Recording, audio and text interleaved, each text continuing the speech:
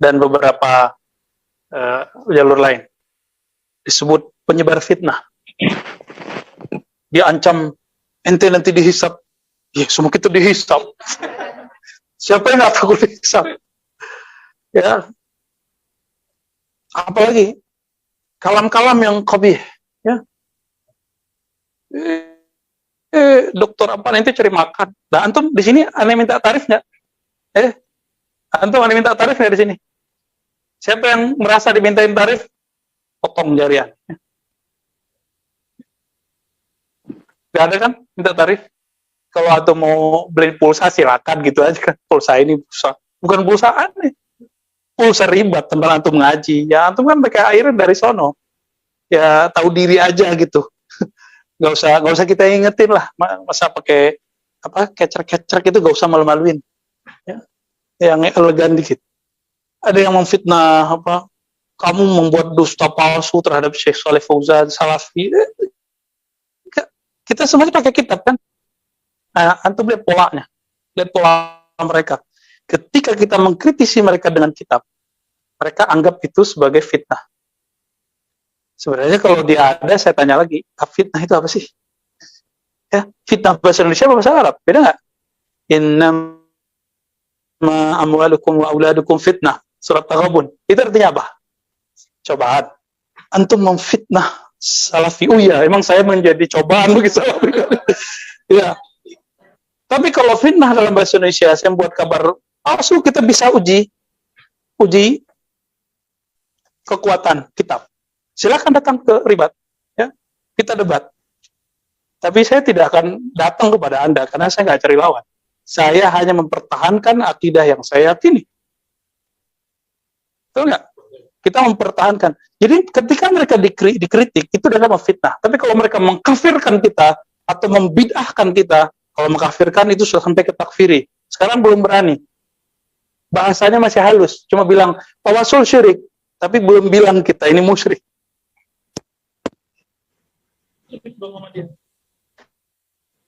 Otomatis kita sebutkan, kalau sudah dibilang musyrik, halal gak darahnya nanti?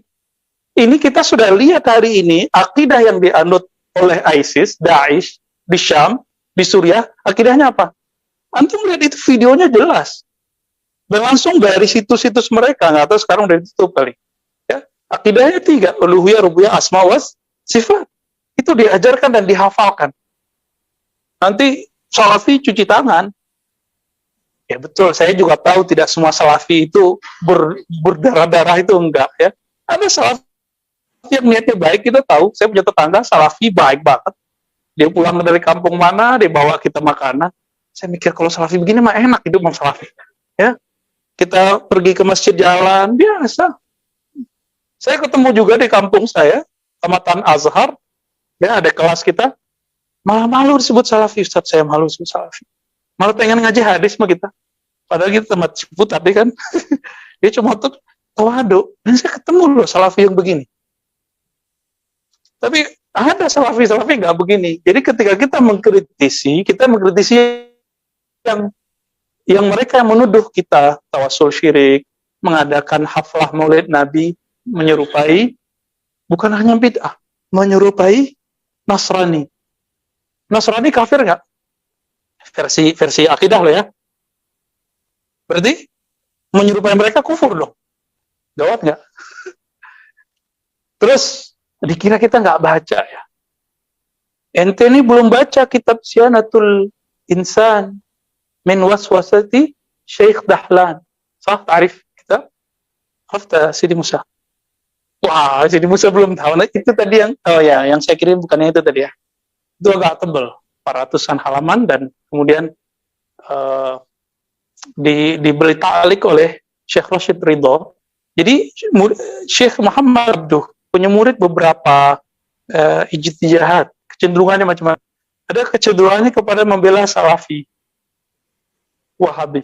Itu Muhammad Rashid Ridho. Maka di negeri kita, pendiri NU, pendiri Tarbiyah Islamiyah, pendiri-pendiri gerakan Aswaja di negeri kita, itu mereka ketika mengkritisi Abduh, itu yang kritisi adalah siapa? Rashid Ridho. Coba lihat, di Sumatera itu ada Syekh Jamil Jauh. Nulis kitab, apa judulnya yang pernah dikaji oleh teman-teman Perti, Tarbiyah Islamiyah? Tazkiratul Qulub. Syekh Jamil Jauh itu guru dari guru saya, Maulana Syekh Hasan Basri Jalil. Ini ada muridnya yang paling muda di sini nih. Tapi di bawah dia ada saya yang lebih muda lagi. Syekh Hasan Basri Jalil yang digelari Datuk saat itu ngaji tiga pesantren, 3 tarbiyah Islamiyah. Kemudian terakhir berguru ke sana. Syekh Jamil Jauh, kemudian murid-murid Syekh Jamil Jauh. Syekh Zakaria ya, gurunya Buya Imran ya. Ya, Imran ya. Buya Ali Imran. Ringan-ringan. Beliau mengkritisi itu karena apa? Karena Syekh Jamil Jauh berinteraksi dengan karya-karya dan murid-murid Syekh Ahmad Zaini Dahlan. Judulnya apa? Ada 2. Fitnatul Wahabiyah, satu lagi Ar-Raddu 'alal Wahabiyah itu, ya. Ad-Durr al-Saniyah, ya, Sunniyah. Ada yang baca Saniyah, ada yang baca Sunniyah. Kalau Saniyah artinya tinggi, Sunniyah berarti sunnah. Fi Raddi 'alal Wahabiyah. Itu kitab nggak terlalu tebal. Ya. Dibantah nanti oleh seorang dari India, ahli hadis. Kita akui karena muhaddisan. Namanya siapa? Muhammad Bashir dari salah satu kota New Delhi baru. Ada satu tempat namanya Sahsawa atau apa namanya, sehingga dia dapat nisbah Sahsawani atau gimana bacanya. Karena itu bahasa nisbah ke India ya. Ini bahasa ajam jadi agak ribet bacanya. Muhammad Bashir ini mengklaim dirinya pernah bertemu dengan Said Ahmad Zaini Dahlan di Mekah. Said Ahmad Zaini ini wafatnya 1304. 1304. Sekarang berapa? 14. Udah berapa tahun yang lalu? Lumayan ya. Coba hitung. 14, 40. Tuh, hitung. Mundur. 130 tahun. Sedangkan Muhammad Bashir ini meninggalnya sekitar ya 18 sampai 20-an tahun belakangan. Saya tidak bisa memastikannya karena tarajumnya belum kita dapatkan ya kapan wafatnya. Ada yang nulis tapi saya lupa berapa ya, tapi sekitar itu 13, 18-an atau 20-an. Nanti kita cek ya, karena ini perusahaan tarikh kita bisa lupa. Muhammad Bashir Al-Muhaddis rahmatullah alaih, dia mencoba mengkritisi. Siapa yang dikritisi tadi? Said Ahmad Zaini Dahlan. Apa yang dikritisi 2 kitab tadi? Kitabnya tebal sampai 400-an halaman. Ketika dicetak, tapi Syekh Ahmad Zaini Dahlan sudah wafat. Siapa yang kemudian merot terhadap dia? Jadi beliau ini orang India, tapi mazhabnya tidak ngikutin mazhab orang India. Orang India mazhab biasanya apa? Hanafi. Akidahnya apa? Maturidi. Dia nggak ngikut itu. Dialah boleh kita sebut orang-orang yang termasuk awail, orang-orang awal yang disebut sekarang kelompok Athariyah. Ya, dia ihtimam dengan sanad. Beda dengan Salafi sekarang, itu sanad ya baru berapa yang punya ya. Nggak banyak. Tapi kalau dia ini punya, sanad-sanad itu punya. Dan mempunyai kemampuan ilmu jarh wa ta'dil, mengkritisi riwayat hadis yang luar biasa. Muhammad ibn Bashir. Saya sebut saja Al-Hindi ya, lebih enak. Al-Hindi. Muhammad ibn Bashir Al-Hindi ini, dia klaim tadi ketemu, berarti dia ketemu berapa tahun? Kita nggak tahu kapan ya. Ketika dia ke Mekah, dia diskusi, mungkin berdebat, atau dia mendengar kabar tentang Said Ahmad Zaini Dahlan, kan bukunya kemudian dicetak. Ya. Lalu dia pergi ziarah ke Madinah, pergi ke Masjid Nabawi dan tidak ziarah ke kubur Nabi. Dia pergi ke Madinah dan tidak ziarah ke kubur Nabi. Kayaknya dia bilang-bilang ke orang, zurtu al-Masjid An-Nabawi walam azur qabran Nabi. Sepertinya dia ngomong. Apa sebabnya? Dalam beberapa terjemah beliau disebutkan ya'taradu alaih. Karena dia tidak ziarah ke Nabi, maka banyak ulama mengkritisi dia. Kita usut-usut, siapa yang mengkritisi? Ketemulah Maulana Syekh Al-Imam Al-Muhaddis Al-Kabir Al-Hafiz Abdul Hayy Al-Lakhnawi. Maka saya menyarankan antum untuk punya karya-karya beliau. Saya punya beberapa, tapi saya nggak tahu ditaruh di mana sekarang, di bagian sudut mana ya. Syekh Abdul Hayy Al-Laknawi. Nah, Abdul Hayy Al-Laknawi ini ajib juga ya. Ini yang kemudian dirapikan karyanya oleh Abdul Fattah Abu Ghuddah, mantan Salafi. Mazhabnya juga Hanafi. Mantan loh ya.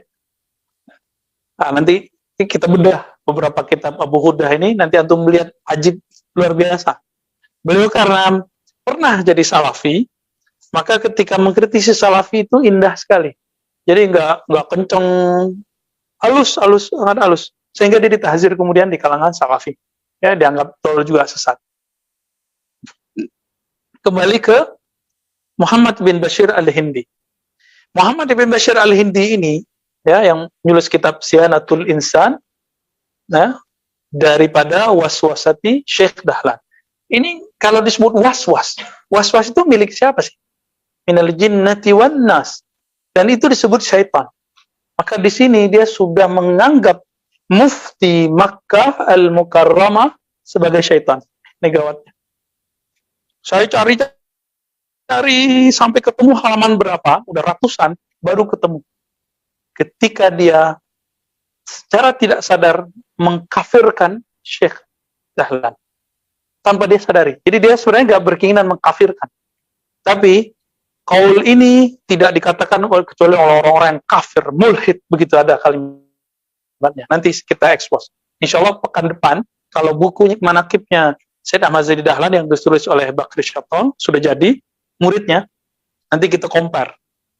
Ya. Kenapa? Karena sekarang anak-anak muda yang tidak mengenal adab kepada ulama menganggap Syed Ahmad Zaidi Dahlan ini kadzib dajjal, pencundang pembohong.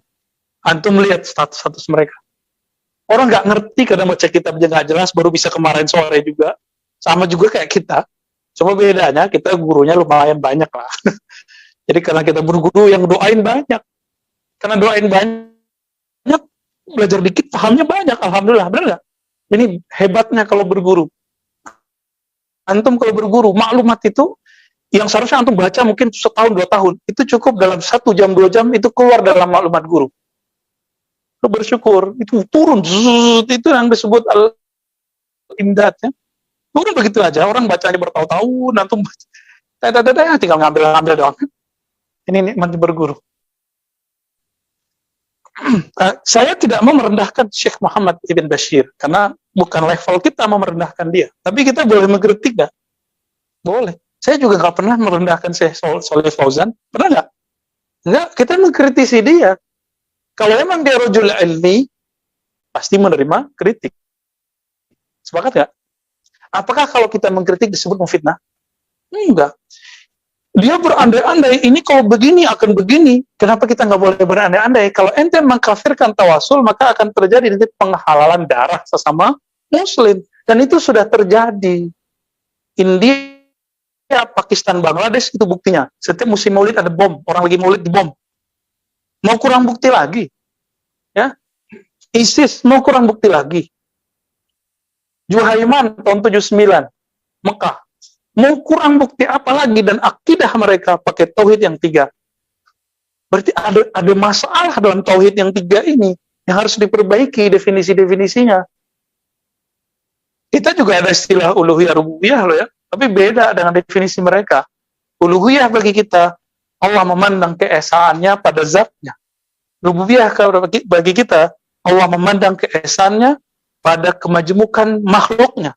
Al-wahdah fi zatihi wal wahdah fi makhluqatihi. Ya, ada yang disebut dengan al-wahdah fil kasrah. Al-kasrah fil wahdah, itu istilah aja ya. Istilah-istilah aja. Maka teman-teman yang melakukan Allah, sampai kapanpun nanti antum seilmiah apapun akan disebut kalau mengkritik mereka dengan fitnah. Jadi nggak usah dibalesin satu cuekin aja. Kalau terganggu blokir aja atau dibatasi gitu. Senyum-senyum aja. Dan karakternya mirip seperti yang kita kemarin baca pagi Jumat pekan lalu ya, Sidi Musa denger ya. Ini Tuang Mudo Panji ini juga denger nih, Ibnu Solihin. Ya, hostnya kemarin. bahwa Khawarij ketika Nabi membagikan sesuatu, harta rampasan perang, apa kata mereka? Ittaqillah Muhammad. Muhammad, takutlah kepada Allah. Sama kan bahasanya gitu-gitu, sama kayak kita. Saya nggak bilang mereka Khawarij lah ya. Tapi kok sama gitu persis. Ittaqillah ya akhi. Ittaqillah ya adu Allah. Takutlah kepada Allah, wahai musuh Allah. Wah, ada yang begitu nanti. Allah yahdi, semoga Allah berhidayahmu. Kita udah ingetin berkali-kali. Kalau doain orang dapat hidayah, doain dirimu dulu. Ya. Hadani Allah wa iyyak. Oh, itu saya aminkan benar-benar. Ya. Kalau bilang Allah yahdi, kita aminkan juga. Cuma kita kasihan sama dia. Semoga Allah berhidayahmu. Hadakallah. Allah yahdi. Memang dengan begitu dia selamat. Hati-hati di sini ya, hati-hati di sini. Ntar kayak iblis lagi. Iblis kan dulu mendoakan malaikat biar selamat. Dia lupa mendoakan dirinya. Ya. Nah, maka teman-teman yang melakukan Allah, ini zaman ini tambah luar biasa nanti. Ya. Tambah akan dahsyat. Siap-siap aja. Ya. Siapkan dalilnya, siapkan imannya. Walaupun kita bawa 1000 dalil, itu bukan untuk mereka, tapi untuk kita. Maka saya udah kasih tahu berkali-kali, kita ngaji begini, bukan untuk membantah mereka, tapi untuk menghilangkan syak dan ragu dalam pikiran antum, pikiran saya juga. Ya, makanya setiap hari ya saya masih ngaji, terus saya baca kitab terus, saya kirim Fatihah terus untuk guru-guru kita. Ya, kita pasang adab terus, dan kita membagi fasenya Ibnu Taimiyah yang sudah cenderung sufi, Ibnu Qayyim yang sudah jadi sufi sebelum dia jadi sufi, kita selalu bagi. Yang kita kritisi dari mereka berdua adalah kitabnya, bukan syakhsiyahnya, bukan orangnya. Syekh Shalih Fauzan yang kita kritisi adalah kitabnya. Ya, siapa tahu dia sudah berubah, wallahu alam, kan kita nggak tahu. Ya. Tapi ketika dia menafikan sesuatu yang ulama mengatakannya, ini yang paling repot. Dia menganggap orang yang membagi bid'ah lebih dari satu dianggap bertentangan dengan Rasul. Antum bisa bayangkan, udah berapa ulama yang dibantah itu. Yang setinggi-tinggi Imam Nawawi aja. Bagi bid'ah dari dua sisi. Satu dari buruk baik, hasanah sayyi'ah, ya. Mahmudah, mazmumah. Dari sisi hukum, ada 5. Ya, semua mereka membagi. Bahkan Ibnu Taimiyah pun bagi, dia bilang mukhalif. Ini mukhalif liqauli Rasul sallallahu alaihi wasallam. Ya. Kita sudah eksplor itu kitab tauhid, ya. Kita udah sebut loh kitab tauhid, itu masih nggak percaya dia. Ya. Masih nggak percaya. Dianggap kita takut pesantren kita nanti nggak laku. Loh, saya nggak punya pesantren. Ya. Itu pesantren guru kita, Syekhuna Ali Mustafa, bukan pesantren saya. Ya. Itu pun saya cuma diangkat, sekarang ada statusnya namanya masyayikh, ya. Ya itu kayak orang yang ngajar tapi udah lama, kira-kira begitulah. Masyayikh Darus Sunnah gitu. Ada beberapa ya. Itu bukan punya kita. Dan pesantren itu bukan pesantren bisnis, antum harus tahu. Pesantren Syekhuna Ali Mustafa Yaqub bukan pesantren bisnis. Pesantren beliau kaderisasi ulama. Makanya dari dulu waktu beliau masih hidup, 3 tahun pertama beliau sering keluarin duit sendiri. Karena nggak ada yang kuat. Jadi gaji-gaji beliau itu dipakai di sama. Dan alhamdulillah saya punya ma'isyah. Jadi saya nggak nyari duit lewat ceramah. Ya. Antum tahu kan saya sebagai apa? Saya dosen. Ya. Kecuali saya diberhenti jadi dosen, ya saya jadi dosen lagi di tempat yang lain. Ya, kita profesional, ya. Rajul ilmi, alhamdulillah. Kita sebagai orang yang bergerak di bidang keilmuan. Jadi ketika ada tuhmah-tuhmah begitu, ya kita cukup balas begini aja. Nah, saya tolong antum nanti tidak membalasnya dengan cara yang kasar. Ya, idfa billati hiya ahsan. Kita balas dengan baik. Kita nggak usah bilang ente bawa fitnah, enggak. Tapi kita ente emang bilang kita kafir, gimana dong? Ya, syirik dianggap tawasul syirik, ya syirik kafir. Kita dianggap kuburiyun. Kuburiyun artinya apa? Penyembah kubur. Itu istilah yang paling buruk yang saya tahu, yang dialamatkan oleh Wahabi Salafi terhadap Asy'ariyah dan Sufiyah. Ini yang saya nggak ridho. Wallah, ya, kita nggak ridho sama sekali. Maka naruddu alaihim, kita tolak. Ya. Nah, kembali ke kitab yang tadi, Syanatul Insan karya Muhammad bin Bashir Al-Hindi ini. Nah, ini kalau ya agak jauh ya, antum imajinasikan dari sini aja. Jadi dulu masalah tawassul, ziarah kubur, istighosah, itu perbedaannya dua kutub ulama. Satu kutub Ahlus Sunnah Asy'ariyah, Imam Subki, Taqiyuddin As-Subki. Satu kutub Salafiyah, sebut kutub juga ya. Kutub di sini dari poros ulama. Itu Ibnu Taimiyah. Ya, semoga Allah merahmati mereka berdua. Amin. Ini ulama beda nih ya. Coba lihat. Tapi Ibnu Taimiyah membolehkan tawassul dengan syarat bi-imanina wa hubbina ila nabi, dengan iman dan cinta kita kepada, tapi nggak boleh dengan kehormatan Nabi. Bagi dia Nabi tidak berdaya. Canggih juga kan akidahnya Ibnu Taimiyah. Berarti dia layak arifun Nabi hakikat. Kalau kita mengenal siapa Nabi, maka itulah yang dikatakan Izzuddin bin Salam sebelum Ibnu Taimiyah, bahwa tawassul hanya layak kepada Nabi. Kepada selain Nabi nggak boleh. Siapa yang ngomong? Izzuddin bin Salam, murid Abu Hasan Asy'adzili. Karena dia mengenal man huwa Muhammadun sallallahu alaihi wasallam. Ya, sebenarnya secara hakikat yang boleh cuma Nabi Muhammad. Kalau ada orang tawassul dengan Syekh Abdul Qadir, itu karena beliau pewaris Nabi Muhammad atau pewaris iblis? Pewaris Nabi Muhammad sallallahu alaihi wasallam. Jadi hakikatnya kalau orang tawassul dengan Syekh Abdul Qadir, itu tawassul dengan Nabi sallallahu alaihi wasallam. Tawassul dengan Muhammad Bahauddin Syah Naqsyabandi rahmatullah alaihi wa qadasallahu sirrah. Sama, itu karena beliau pewaris al-waris al-Muhammadi. Tapi Ibnu Taimiyah menganggap nggak ada sesuatu pun di sisi Allah. Oke, kita anggaplah Ibnu Taimiyah lagi fana kepada Allah. Husnuzon ya. Lagi tenggelam hanya memandang Allah semata. Oke, kita uji. Oh, ternyata dia membedakan tawassul masih hidup sama yang mati. Loh, kalau dibedakan berarti nggak fana-fana juga dong. Kalau tawassul sama orang hidup boleh, hadir boleh, kalau meninggal nggak boleh. Dia terjebak apa? Materialisme. Orang kalau mati, dia anggap mati udah nggak bisa ngapa-ngapain. Nah, ini kesalahan besarnya. Oke, beliau ini punya murid yang berpolemik bukan Ibnu Qayyim, tapi antum kurang kenal namanya Al-Imam Al-Hafiz Ibnu Abdul Hadi. Ibnu Abdul Hadi. Ibnu Abdul Hadi ini meninggal juga cepat ya. Rahmatullah alaihi wa ghafarallahu lahu. Yang nggak lama setelah Ibnu Taimiyah, dia meninggal juga. Menulis kitab namanya As-Sarimul Manki, ya, penolakan terhadap Firraddi ala Subki. Jadi dia tolak Imam Subki. Ya, dia imam.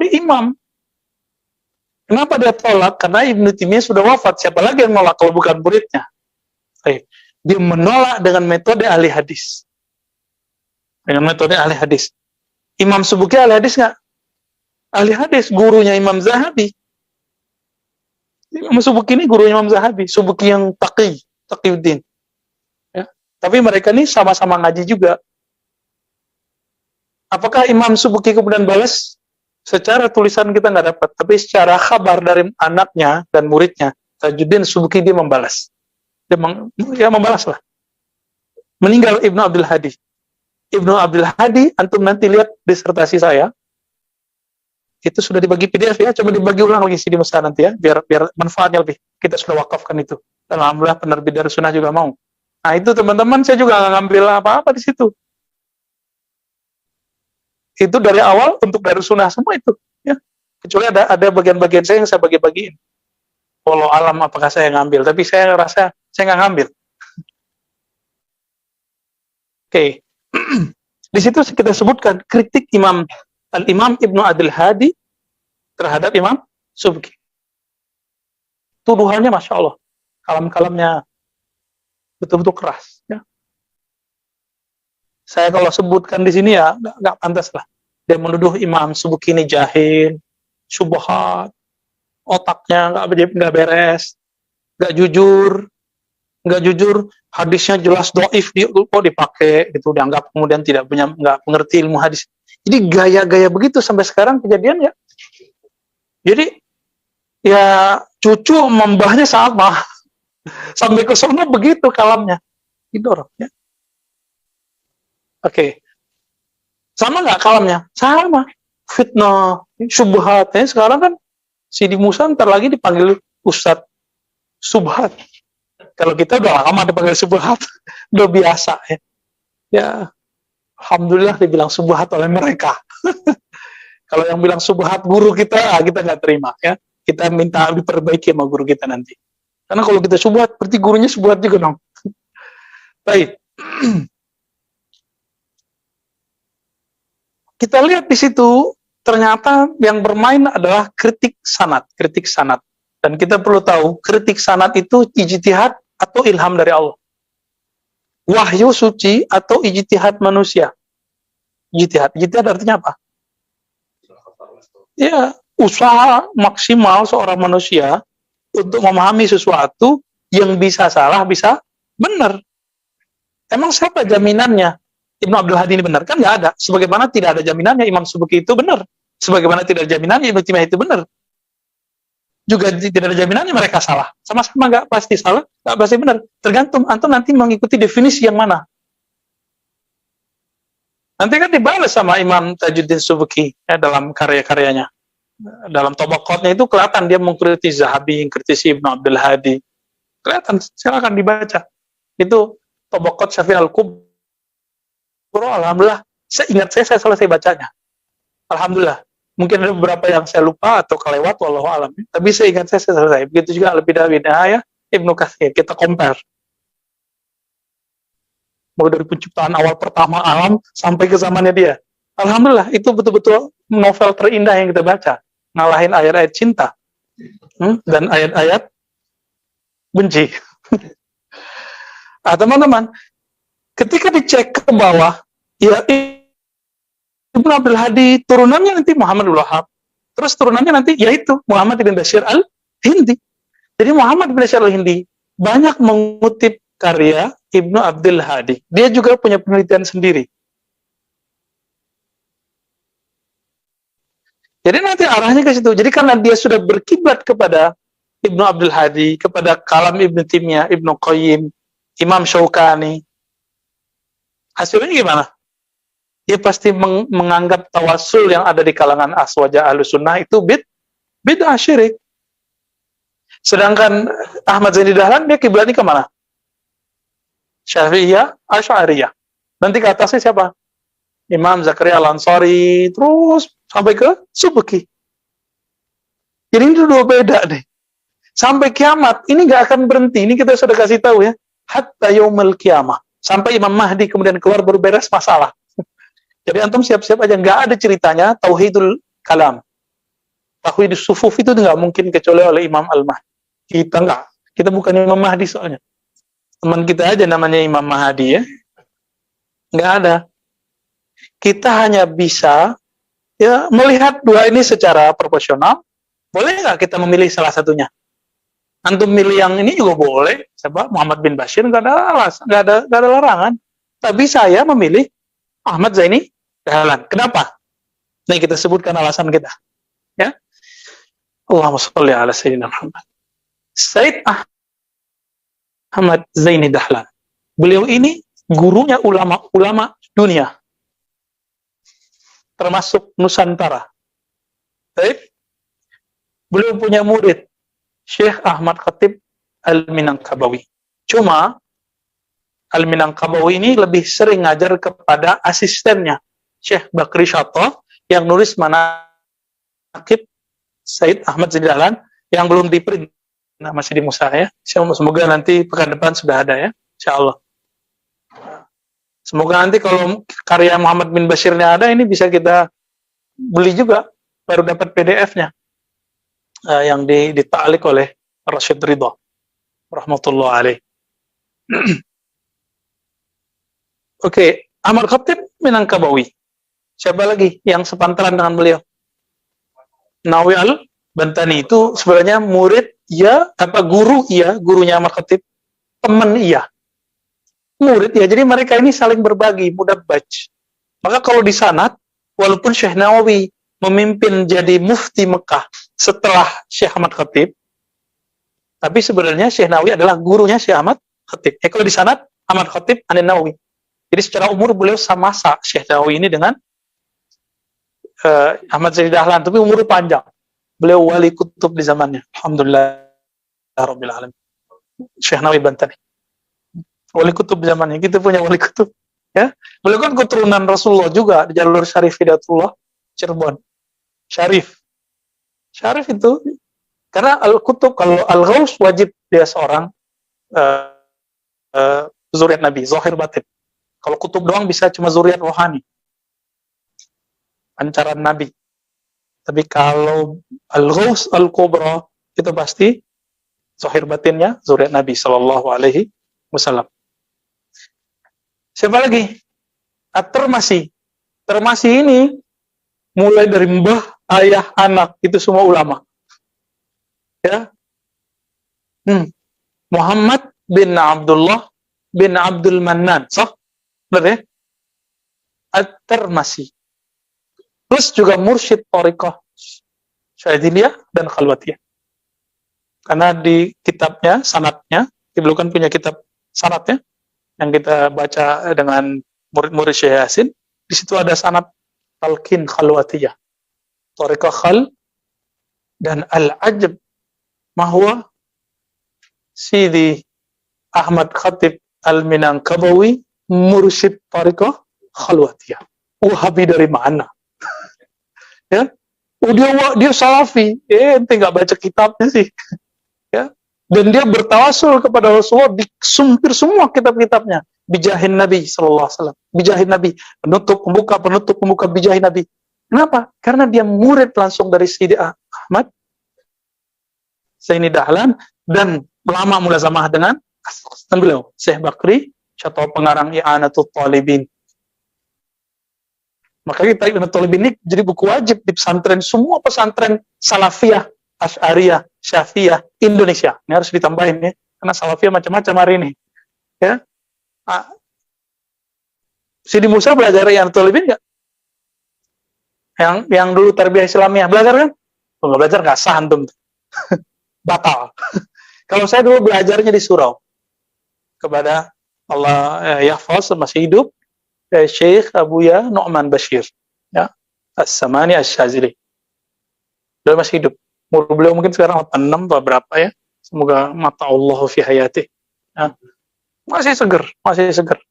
Sangat seger sekali. Saya belajar dulu, jadi beliau membahas kitab itu dan temannya ada Buya Bashir juga namanya. Bukan Al-Hindi ya. Jadi beliau ngajar Al-Hikam, Ihya Ulumuddin, dikit di surau dulu. Jadi dulu surau itu jadi basis kita baca kitab. Walaupun saya nggak nyantri seperti antum nyantri di Jawa.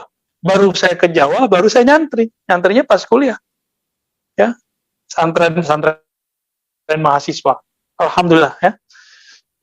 Disitulah saya paham perkataan Gusmus Mustafa Bisri yang punya tafsir apa? Al-Ibris ya. Itu beliau apa ayahnya? Ayah beliau ya. Apa kata anaknya beliau ini?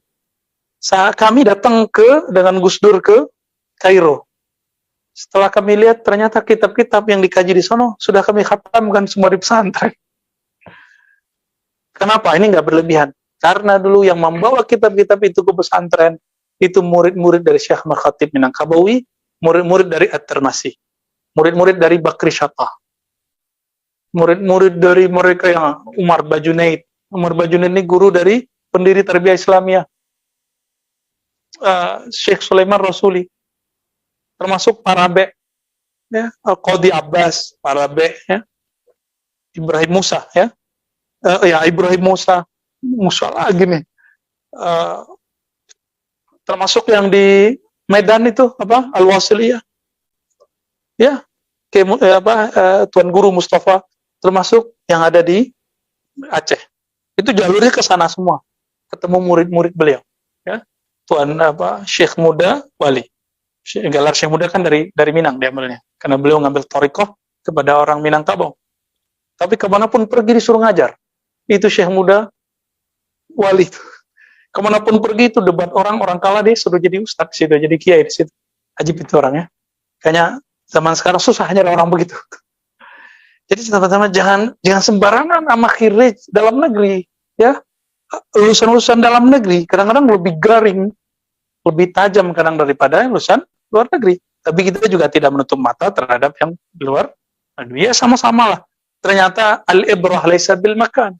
Orang itu dinilai bukan dia tamatan mana, tapi gurunya siapa, sanadnya kemana. Itu baru sohian tuh. Ya. Maka ketika orang itu pinter, yang ditanya, ini murid siapa sih? Gitu orang dulu. Muridnya geblek juga yang ditanya siapa? Ini gurunya siapa sih? Segitu. Ya, nauzubillah min dzalik. Ya, semoga kita termasuk murid-murid yang bisa membanggakan guru-guru kita. Amin ya rabbal alamin. Saya takut juga ya, minta ampun kepada Allah jika saya ini memalukan guru-guru saya. Ya, termasuk antum semua lah. Ya, untuk guru-guru kita semua dan sanad kita kepada Syekh Ahmad Zaini Dahlan. Al-Fatihah. Alhamdulillah. Bismillahirrahmanirrahim.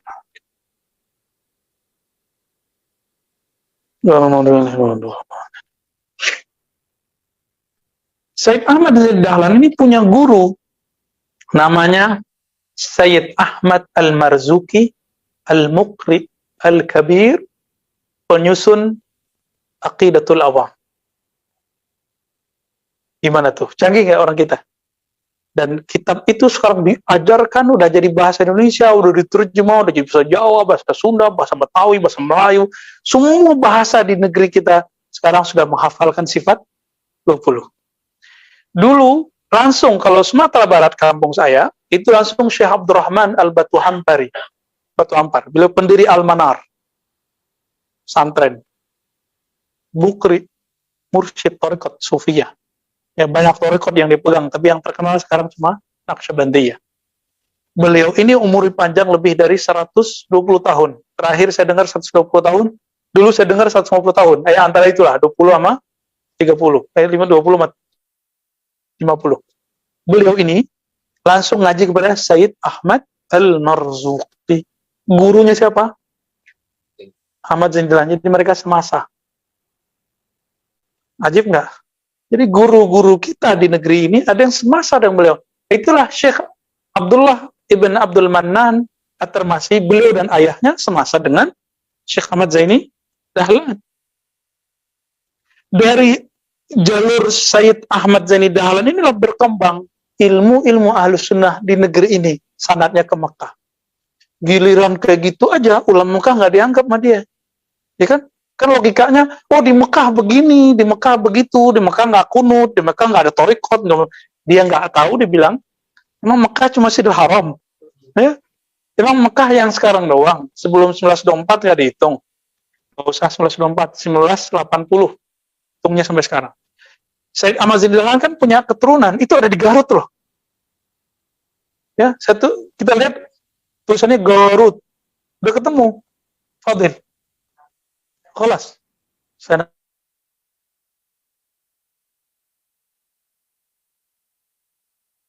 Tesin. Labuda Nazur. Masih ada. Keturunannya ada di Garut. Keturunannya ada di Garut. Sayyid Ahmad Zaini Dahlan. Karena anaknya namanya Abdullah. Abdullah bin Ahmad Zaini Dahlan. Itu merantau kemana-mana. Terakhir, itu di tanah Sunda. Ya beruntung tuh orang-orang Sunda dapat keberkahan. Ada zuriat Rasulullah dan ulama besar, anak ulama besar mengembangkan ilmu di sana. Makanya saya dari dulu penasaran tuh sama sanad-sanad ulama Garut itu. Ajib-ajib emang. Syekh Abdul Muhyi Pamijahan juga. Ya, dekat dari situ Tasik Malaya ada Abah Anom, ada apa? Zainal Mustafa apa siapa? Ya, itu ajib-ajib lah ya. Kita ketemu orang-orang yang luar biasa. Jadi teman-teman, sanad yang ada di Nusantara ini sama-sama berkelasnya dengan sanad yang ada di Makkah. Coba lihat ya. Sayyid Ahmad Zaini Dahlan. Oke. Itu punya guru plus juga temannya. Dan dia juga berguru ke Sayyid Ahmad Zaini Dahlan. Jadi mudabbaj. Namanya Utsman Dimyati. Dimyati di mana Dimyati? Mesir. Di Mesir. Beliau bermimpi, kan mimpi itu bagian dari kekuatan orang beriman. Nggak hujah dalam hukum, tapi itu menjadi kekuatan penghibur kolbu. Menjadi isyarat-isyarat bening. Siapa namanya tadi? Utsman bin Hasan Dimyati. Ajibnya apa? Ahmad Khatib Minangkabawi juga berguru kepada beliau. Masih sempat ketemu. Maka sanad ulama Nusantara kalau dipotong cepat, itu nggak pakai lewat Bakri Syatto, nggak pakai Ahmad Zain Dahlan, langsung ke Utsman Dimyati. Beliau bermimpi sesuatu tentang manaqib Ahmad Zain Dahlan, maka dia pindah dari Mesir ke Mekah supaya ketemu dengan Said Ahmad Zain Dahlan. Meskipun ketika di Mekah Said Ahmad Zain Dahlan tidak berbesar kepala, dia malah mengambil sanad Utsman bin Hasan Dimyati. Ya. Ngambil apa? Torikot Al-Khalwatiyah dan Aidurusiyah, Alawiyah, termasuk Naqsyabandiyah, Samaniyah, Qadiriyah, lengkap dia punya. Cuma yang masyhur adalah Torikot Khalwatiyah. Makanya negeri kita biasa sama orang Torikot. Ya. Syekh Ahmad Khatib Minangkabawi ketika mengkritisi orang-orang Naqsyabandiyah, itu yang dikritisi bukan tarekatnya, tapi salah satu furuknya, yaitu Robitoh. Robitoh itu membayangkan guru. Karena ini alirannya ikut Izzuddin bin Abi Salam. Ya. Yang dirobitohkan cukup nabi lah, gitu. Yang ditawasulkan cukup nabi. Sedangkan alirannya Khalidi, Al-Khalidiyah, Thariqat Naqsyabandiyah Khalidiyah, itu membolehkan, yang penting walinya kutub. Mursyidnya wali kutub. Kenapa Thariqat? Mohon maaf, robitohnya kadang nggak nyambung, karena si mursyidnya nggak wali, gitu aja. Yang ngefek apa itu. Nah, ini yang dikatakan oleh Abu Yazid Bustami. Nah, ini lucunya. Muhammad bin Bashir, karena dia Athari beda dengan Salafi mutlak, ya. Athari ini masih ngambil kalam dari Sufi yang berhubungan sama dia. Abu Yazid Al-Bustami menolak tawassul dengan selain Rasulullah. Kenapa? Karena tawassul dengan hamba yang belum sempurna itu sama dengan menjebak diri bil masjun, sama kayak kita ya terpenjara lagi. Si hambanya belum bebas dari hawanya kok. Gitu. Itu dipakai Ibn Bashir untuk nolak Said Ahmad Zaini Dahlan. Jadi dia pakai kalam Sufi untuk menolak kalam Said Ahmad Zaini Dahlan. Baik. Dan saya juga agak kaget, Syekh Rashid Ridho agak kasar ngomong tentang Said Ahmad Zaini Dahlan. Ini memang gitu, dari dulu kalam-kalam mereka memang nggak enak kalau kita baca, ya. Nah, dan kita nggak ada maksud untuk itu, kita hanya ingin memperbandingkan nasab keilmuannya ke atas. Satu ikut Ibnu Abdul Hadi, Ibnu Taimiyah, satu ikut Subki. Antum tinggal pilih. Cuma saya memilih jalur Imam Subki, karena itulah jalur Said Ahmad Zaini Dahlan yang diturunkan ke negeri ini, sehingga ulama kita dapat mengislamisasi negeri ini. Alhamdulillahirabbil alamin. Tuh, baru ngomong sanad doang gitu tuh, ya. Jadi sanad kita kemana aja nih? Tersebut sanad Aqidatul Awam. Saya ngambil dari guru saya, masih hidup, Abu Yadahnar. 86 berapa umurnya. Beliau sudah dorir al-an, ya. Sudah nggak bisa lihat kayaknya. Gurunya juga dulu begitu. Beliau ngambil dari Syekh Muhammad Arsyad Al-Minkabawi, bukan Banjari, bin Abdurrahman Al-Batu Hampari. Syekh Muhammad Arsyad ngambil dari ayahnya. Sebenarnya ada jalur Mekahnya, tapi kita ambil jalur yang kita aja. Beliau ngambil dari Ahmad Al-Marzuki. Ya, termasuk Said Ahmad Zaini Dahlan. Jalur di situ. Oke. Itu akidah sifat 20. Sekarang apa lagi nih? Thariqat. Oke, thariqat kita. Thariqat kita jalurnya banyak. Mu'taziliyah, Naqsyabandiyah, apa yang mana nih? Naqsyabandiyah, ya. Oke. Naqsyabandiyah saya ngambil dari beberapa guru. Pertama kita ngambil dari Muhammad Nuruddin, beliau wafat, kemudian saya ambil dari muridnya, Abu Ya Kasril, ya.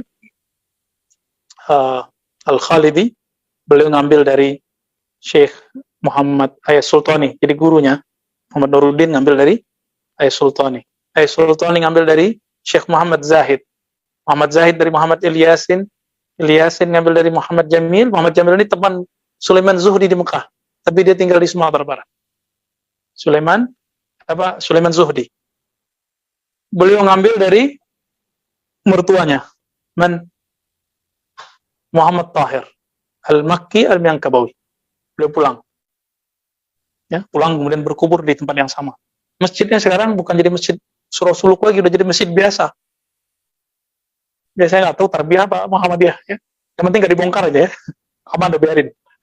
Taib. Muhammad Tahir ngambil dari Sulaiman Karimi. bareng dengan Sulaiman Zuhdi, jadi temenan juga. Sulaiman Qorimi, sebelum ke Sulaiman Qorimi ngambil kepada Syekh Ismail Al-Minkabawi Al-Makki, yang meninggalnya diperdebatkan apakah di Batu Sangkar atau meninggalnya di Riau.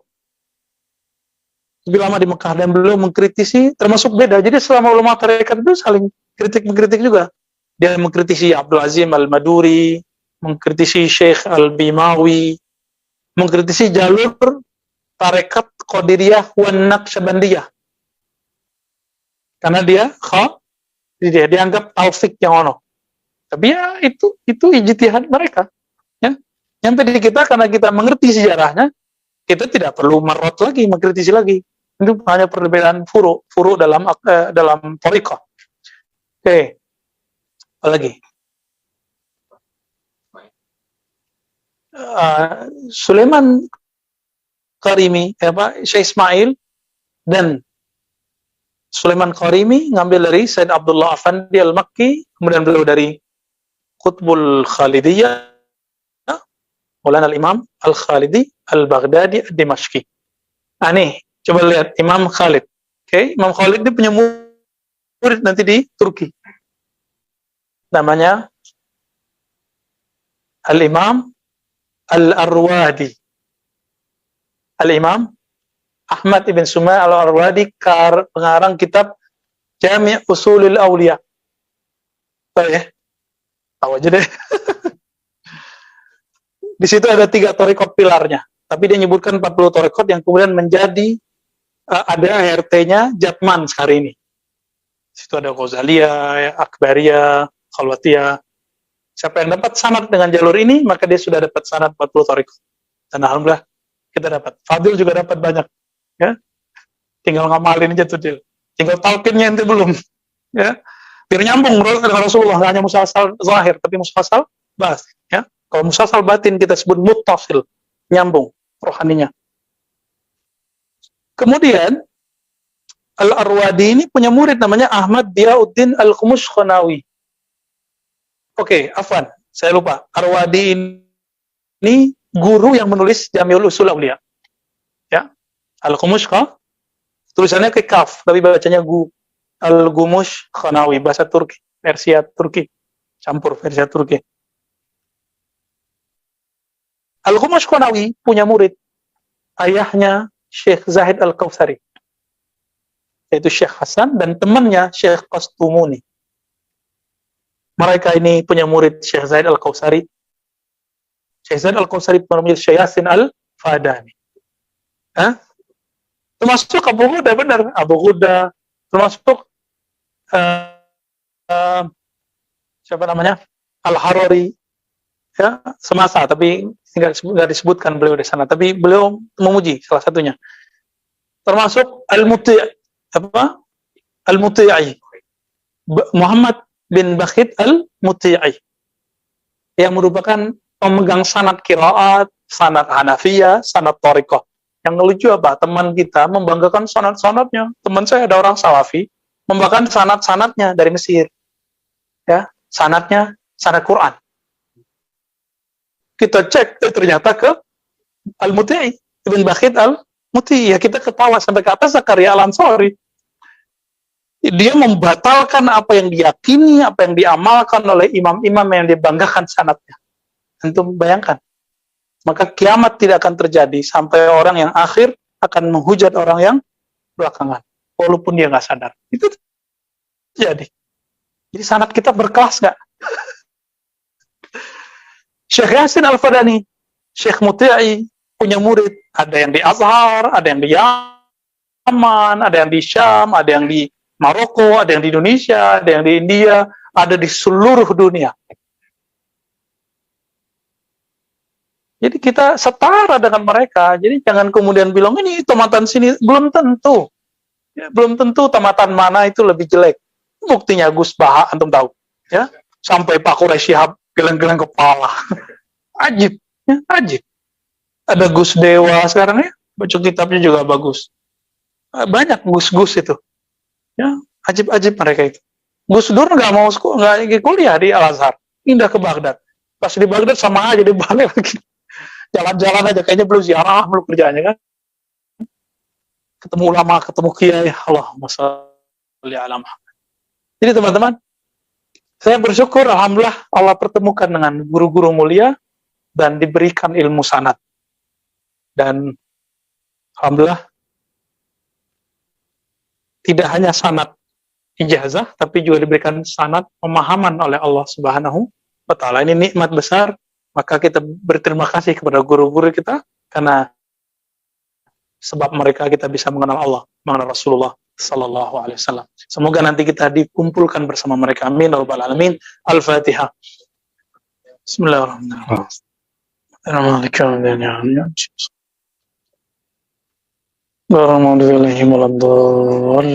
Amin. Aina tawaqafna Sidi Musa? Kam baqiyah? Min al-waqt? Oke, Sa'ah tawil. Terakhir mazal di Karamat Aulia. halaman Karamat ya dan mani. baik.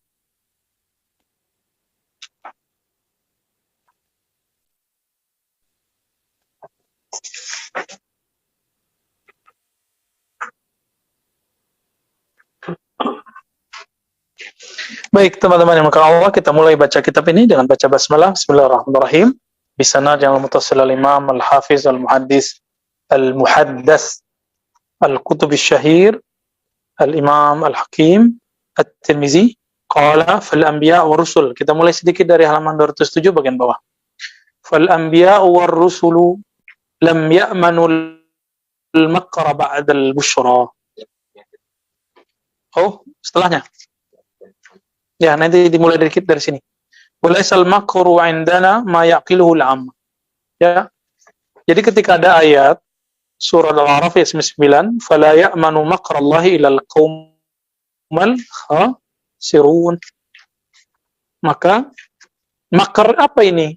Apakah ini makar versi orang awam atau versi ulama? Kalau versi orang awam, makar itu perubahan nanti di akhir umur. Jadi su'ul khatimah. Tapi makar menurut ahlullah, para aulia, bukan itu. Apa itu? Ya. Ketika nanti terjebak pada syatahat yang tidak bisa dipertanggungjawabkan. Bisa disebut syatata, kan di Quran ada syatata ya. Syatata. Syatahat atau syatata, sama. Wa ma qawlu inna hadha yu'addi ila zandaqa falitash'ari hal yadri ma zandaqa. Kalau persoalan karomah ini menzahirkan karomah ya, dan macam-macamnya dianggap menyebabkan orang terjebak kepada kezindikan, maka beliau nanya balik seperti saya nanya tadi. Kita dituduh memfitnah nih, kita nanya balik, fitnah itu apa sih? Nah, ini beliau nanya balik. Nah, begitu usul ulama kita dari dulu. Ketika orang menggunakan suatu kalimat menyerang kita, kita tanya balik, maksud kalam dia apa?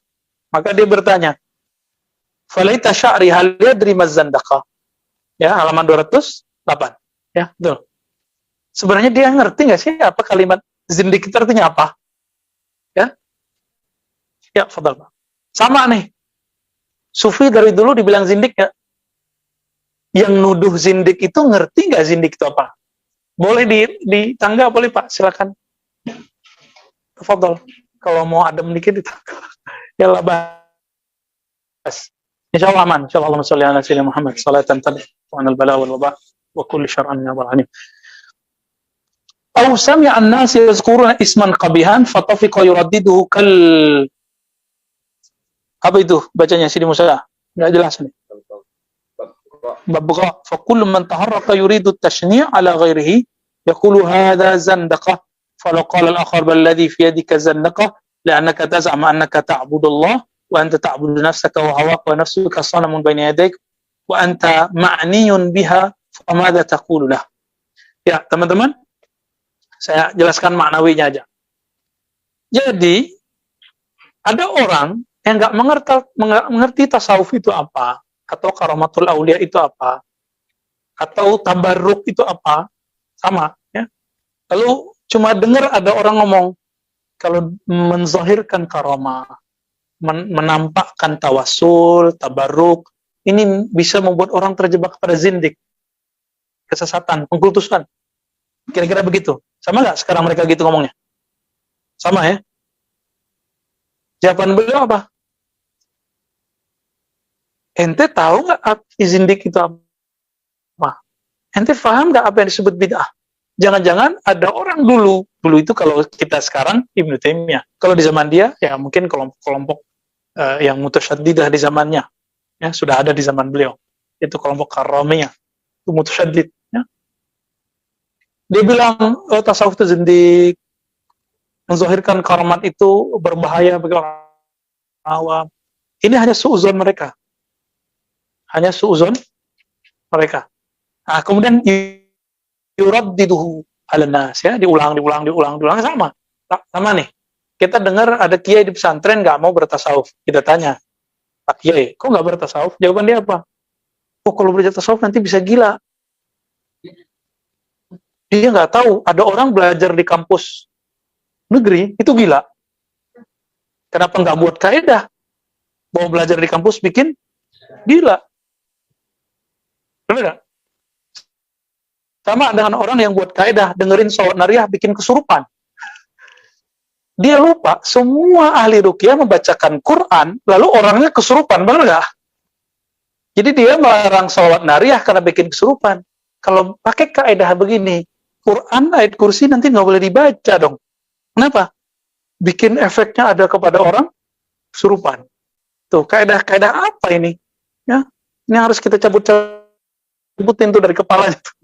Ini berbahaya, khatir. Ya, cara berpikir yang tidak jelas, nggak usuli. Ya, usulnya nggak jelas dari mana. Ya, asal usulnya nggak jelas. Ya, hujahnya nggak qawi. Kias tapi batil. Buat analog tapi nggak tepat. Akhirnya mereka menganggap syirik kan? Jadi yang paling lucu adalah ada video, masya Allah, itu setan tuh ya yang berbuat. Ada video kaligrafi asma Ashabul Kahf. Ashabul Kahfi pemuda gua. Ya. Nah, orangnya ini kesurupan, terus bilang gitu ya, diambil itu, dipukul. Ketika dipukul, si yang memukul nama wali-wali Allah ini, yang menghina nama-nama Ashabul Kahfi ini kemudian ditipu oleh orang yang kesurupan ini karena dia kemasukan setan. Gimana ketipunya? Dia pura-pura kayak disakiti. Jadi ketika itu dipukul, dia yang teriak-teriak, oh aduh ya Allah, ini akibat berbicara alam jin tapi nggak pernah masuk ke alam jin. Kan kita pernah masuk ke alam jin, maka jangan main-main sama ini. Teman saya ada yang pernah nikah sama jin, dan Allah izinkan dia masuk ke alam jin. Ya, ada. Sebagaimana itu orang-orang tertentu ya. Jin itu kan, alam jin kan sebagian dari alam aja. Kalau pakai mata ini nggak bisa, makanya kita nggak bisa melihat mereka. Dari sisi mereka melihat kita. Coba tinggal dibalik. Kita masuk ke alam mereka bisa dengan izin Allah ya. Tapi itu haknya wali kutub, wali ghaus. Bukan haknya saya ya. Jadi jangan minta ke aneh ntar. Ya, ntar antum kuat di sono. Orang hilang di hutan aja kemudian kapok. Gak usah jauh-jauh di kampung saya, itu kakak sepupu kita. Jalan, pulang. Waktu itu sore kan banyak jin. Umusibian namanya. Tiba-tiba dia hilang, set, nyampe di mana? Depan kuburan. Itu biasa tuh, jin-jin rese ingin bikin orang merasakan dalam hatinya ada kemusyrikan supaya takut sama kubur. Loh, kubur, kok antum takut mau kubur? Itu gimana ceritanya? Takut tuh mau orang mati. Bisa dipapain, digerayangin ntar.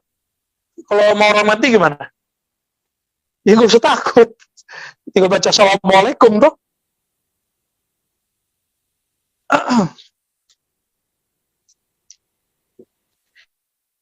Wa amma qawluhu la ya'lamu fis samawati wal ardi al-ghaiba illa Allah fa ilmul ghaibi inda Allah kan min ghaibin ittala alaihi rasuluhu fa ayatu hujjatin fi hadha. Nah, ini hati-hati nih. Ini kebanyakan ilmu kewalian ditolak oleh mereka karena ada ayat surat An-Naml ayat 65. Wala ya'lamu, tidak mengetahui man fis samawati wal ard. Siapa yang di langit dan di bumi apa kegoibannya, illallah, kecuali Allah. Ini gimana cara memahaminya? Kalau ada orang sekarang bisa masuk ke alam jin, bisa dikasafkan Allah, bisa mengakses alam malakut, alam jabarut, gimana? Mungkin dari mana? Ya ayat ini juga, ilallahnya itu. Kalau Allah izin bisa nggak? Bisa. Sama dengan ayat kursi, tidak ada yang dapat memberi syafaat kecuali biizni, tinggal ambil izinnya Allah. Maka izin inilah yang membuat orang bisa masuk ke alam jabarut, alam malakut, alam kusut, ya alamnya antum itu ya. Ayat ini, giliran dia pakai ayat ini harus benar. Giliran kita balikin, emang ayat itu menolak ilmunya para wali kan enggak? Justru ayat ini hujjah bahwa wali itu tahu sesuatu dengan izin Allah. Maka seorang wali itu enggak usah ditakutkan. Mereka tambah tahu alam gaib, tambah takut kepada Allah. Tambah iman deh kepada Allah. Enggak akan jadi berubah. Kalau antum kan dikasih karomah dikit bisa berubah. Bisa berubah serius insya Allah. Ya. Sekarang ini dikasih ilmu sama Allah biar bisa doanya mustajab. Apa aja mustajab? Ntar paling pakai melet orang kan? Ya. Haram, melet orang itu haram. Ya. Melet orang itu kan sihir. Nggak boleh, haram. Ya. Walaupun pakai bismillah, iya. Kecuali antum mau ngelamar dia. Mau ngelamar dia, sholat rakaat, baca doanya meletnya mintanya kepada Allah. Kan biiznillah juga. Ya. Ya. Ntar kita bisik-bisik deh ya. Sidi Musa nggak perlu gitu-gitu kayaknya ya. Innama yuridu ayyurawwija bimisli hadza 'alal aghbiya. Orang-orang yang anti tasawuf, anti karamat aulia menggunakan ayat ini untuk menipu orang-orang bodoh. Aghbiya, orang awam. Tertipu orang awam meskipun bajunya ulama. Ya. Wa kan min ghaibin ittala Allahu 'alaihi alul ilham hatta nataqu bihi. Coba lihat kalau diterjemahin. Betapa banyak hal-hal gaib yang Allah bukakan kepada qalbu ahlullah, ahlul ilham, sehingga mereka berbicara dengan itu. Dan itu enggak bisa direncanakan, teman-teman. Bisa disiapkan kalbunya. Karena ilham itu turun setiap saat. Yang tidak bisa diturunkan setiap saat itu ilham tasyri'i, wahyu tasyri'i. Itulah yang terjadi pada Nabi. Maka Nabi ketika mengatakan kepada seorang perempuan, besok datang. Datang nggak besok wahyunya? Enggak. Nah, orang lupa, dikira semua wahyu sama, wahyu ada dua. Wahyu tasyri' itu suka-suka Allah lewat Jibril. Jadi kalau Jibril nggak turun, nggak ada. Ada wahyu ilhami. Detik per detik dia masuk ke dalam kalbu. Bahkan lebih cepat dari detik. Masuk langsung ke dalam kalbu seorang wali. Makanya wali itu kalau ngomong, ya sebenarnya ya udah Allah yang berkalam lewat lisan dia. Ya. Atau malaikat yang berkalam lewat lisan dia. Dan itu terjadi di zaman Rasulullah. Ya, Nabi mengisbat, mentakrir, ada seseorang berbicara, dipinjam lisannya sama malaikat, ada riwayatnya. Cuma kan nanti kalau kita sebut riwayat itu pasti didoifkan juga sama dia. Ya. Ada nggak orang kemasukan setan? Ada. Kenapa nggak boleh kemasukan malaikat? Logika-logika gampang begitu ya. Tapi kalau kemasukan setan sama malaikat beda. Kemasukan malaikat itu maksudnya lidahnya dipinjam sama malaikat, bukan di kesurupan malaikat, nggak ada. Nggak ada itu. Itulah anehnya mereka percaya ada orang kesurupan setan, tapi nggak percaya kalau lisan seseorang dipinjam Allah. Berarti setan lebih hebat daripada Allah dan malaikat. Begitu nggak? Saya yakin mereka juga jawabnya nggak, bengong-bengong. Ya juga ya. Ya. Nabi ketika baca sesuatu, berkalam satu, itu kalamnya selalu wa ma yantiqu anil hawa. Kalau bukan berbicara dengan hawa, siapa yang berbicara saat itu? Itu Allah. Hilanglah kalamnya Muhammad, menjadilah kalamnya Rabbu Muhammad sallallahu alaihi wasallam. Kuntu sam'ahu alladhi yasma'u bi. Ketika dia mendengar dengan samaku. Ketika dia berbasar, melihat, memandang, dia memandang dengan basarku. Terusin aja. Kalau berkalam dengan sifat kalamku. Itulah sebabnya akidah Ahlussunnah membedakan sifat dengan zat. Kenapa? Kalau Mu'tazilah dan kelompok kebatinan mengatakan sifat itu zat. Jadi kalau memandang dengan basarnya Allah, berarti si memandang itu zatnya, tuh bahaya, itu namanya kebatinan. Itu zindik yang begitu. Baru antum paham tuh zindik itu apa. Kalau Ahlussunnah, Sufi tidak. Ahlussunnah dan Sufi enggak. Bagi mereka sifat Allah hanya ada pada zat Allah, tapi sifat bukanlah zat. La huwa hiya wa la hiya ghairuh. Inilah kaidah yang diambil Imam Abul Hasan Al-Asy'ari dari Sufi Kabir Sayyid Taifah Al-Imam Abul Qasim Junaid Al-Baghdadi. Itu kalamnya. Kalau enggak nanti orang ngomong zatku zat Allah, zat ingsun zat Allah, zati zatullah. Kan bahaya. Sifati sifatullah. Ya. Itu kan zikir-zikir kebatinan. Itu setan yang turun tuh. Kalau ada tarekat mengajar gitu, itu tarekat iblisiyah. Obat antum. Buang sejauh-jauhnya. Karena saya sudah melihat lebih dari 2 orang. Itu matinya zindik, matinya sul khatimah, karena ngamalin zikir iblisiyah ini. Nauzubillah min dzalik. Jangan coba-coba. Jangan coba-coba untuk masalah akidah. Apa kata beliau? Kam min ghaibin, betapa banyak hal yang gaib. Allah itlaqkan, Allah munculkan kepada ahli ilham hatta nataqu bihi, sehingga mereka berkalam dengannya. Ya, antum kalau tadi merinding-merinding itu dari sono tuh. Ya, dari sono itu. Wa ahlul firasah, begitu juga ahli firasah. Ada nggak hadis tentang firasah? Kan biasanya Daisna ini nanya dalilnya mana? Ini dalilnya dari ini. Abu Darda berkata, ittaqi firasatal mu'min. Ini Utsman juga meriwayatkan, jadi berdua dari sahabat rawinya. Berhati-hatilah terhadap firasanya orang beriman. Ya. Fa innaha wallahi. Di riwayat Utsman tidak pakai wallahi. Sesungguhnya firasat itu demi Allah. Ya, haqqun yuqzifuha Allah fi qulubihim wa absarihim. Ini beda lagi dari Utsman. Kalau Utsman, fa innahu yanzuru binurillah. Karena dia memandang dengan nur Allah. Kalau di sini, sesungguhnya itu kebenaran yang Allah yakzif. Yakzif itu apa? Qazaf. Kalau lempar, set. Tapi kalau Allah ngelempar, tepat nggak? Mungkin nggak Allah kalau manah nggak nyampe. Ente doif akidahnya ya. Bukan Allah yang doif. Ya. Allah kalau manah, yakzif. Nyampe nggak? Nyampe, nggak mungkin salah, masa kalah sama tukang panah. Allah kalau kirim sesuatu, salah kirim nggak? Seperti akidahnya kelompok Ghulat Syiah, kan ada Syiah ini kan banyak bagi-baginya. Ada kelompok Ghulat, kelompok Sabaiyah, Kailaniyah. Apa kata mereka? Allah salah kirim.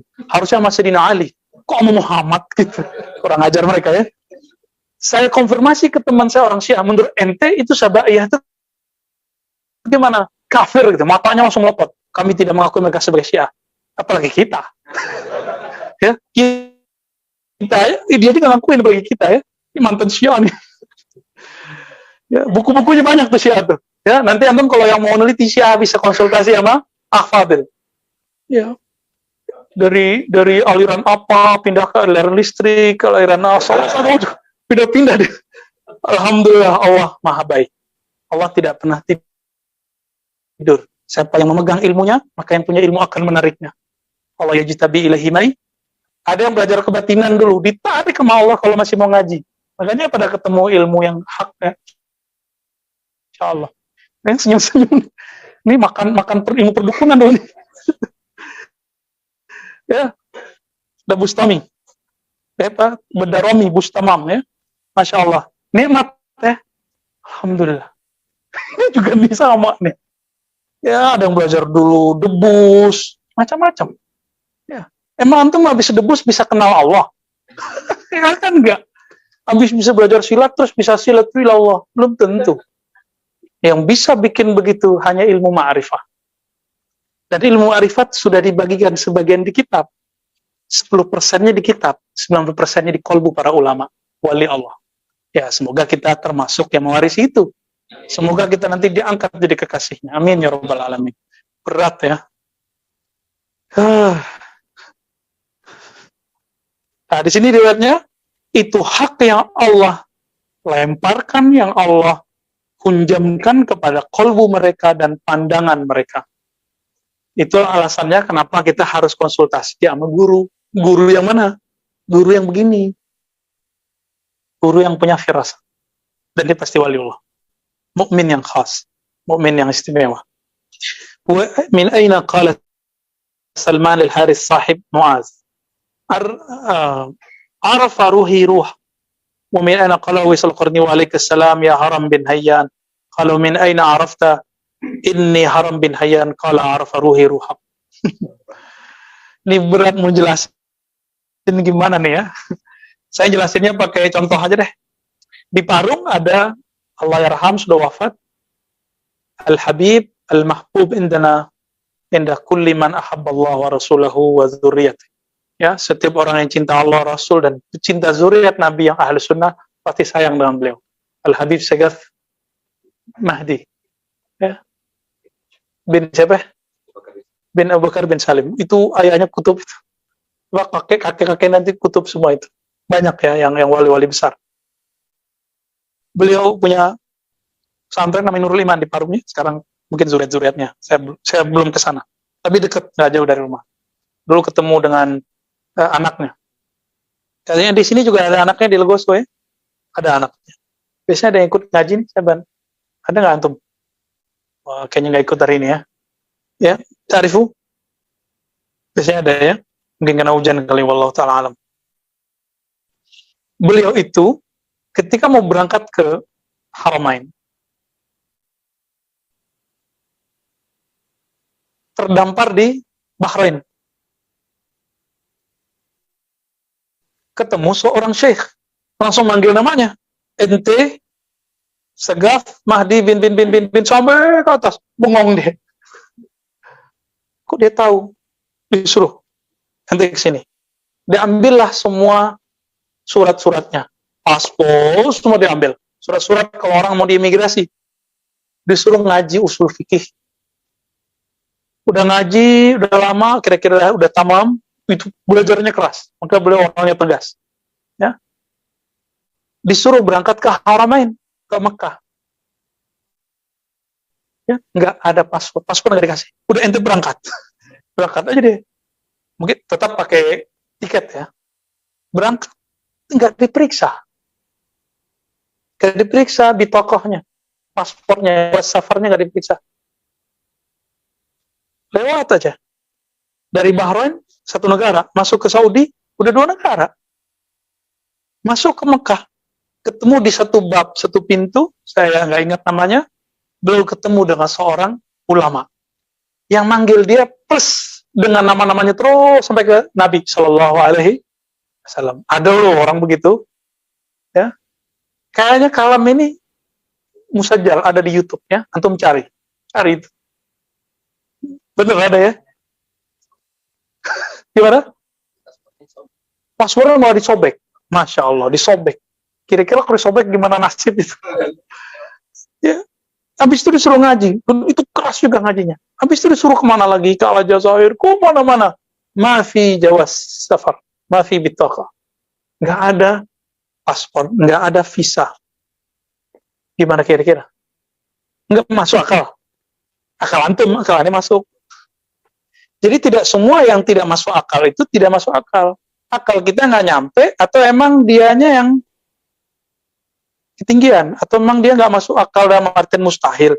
Jadi nggak masuk akal ini 2 barangkali. Ada mustahil, ada yang kita dhaif, kita nggak ngerti. Antum percaya ada orang dengan bismillah pindah tempat? Karena belum coba, maka nggak percaya. Badui itu yang begitu itu ya. Badui itu harus melihat dulu, gitu, panggil dulu pohon, datang baru percaya. Abu Bakar Siddiq kan nggak begitu. Siapa yang berhak dapat gelar Siddiq? Percaya tanpa perlu bukti. Cukup melihat sosok Muhammad SAW, dia percaya. Dia lihat nur wajah Nabi, dia langsung percaya. Kalau nur saya gelap. Saya banyak dosa, jadi antum jangan terlalu melebih-lebihkan saya ya. Nah, coba lihat di sini. Salman Al-Farsi qala lil Haris sahib Muaz. Jadi sahabat Muaz bin Jabal punya teman Haris, belum pernah ketemu Salman. Pas ketemu dipanggil ya Haris. Gimana? Bengong deh, ente tahu dari mana? Saya ini Haris. Apa jawaban dia? Arfa ruhi ruhak. Rohku tahu siapa rohmu. Inilah yang disebut nama ruh. Ini nama ruh nih teman. Yang itu nggak dibagi lagi ketika Nabi wafat. Sampai nanti Al-Ghaus ada. Al-Ghaus lah yang bagi-bagi. Maka itu yang dapat nama itu dari Al-Ghaus sekarang. Nabi sudah wafat. Wali-wali ziarah, riyadhah, zikir supaya dapat nama itu. Man arafa nafsahu. Siapa yang kenal dirinya, kenal namanya, kenal sifatnya, kenal tabiatnya, baru kenal Rabbnya. Katanya kenal diri, namanya nggak tahu. Itu namanya bohong.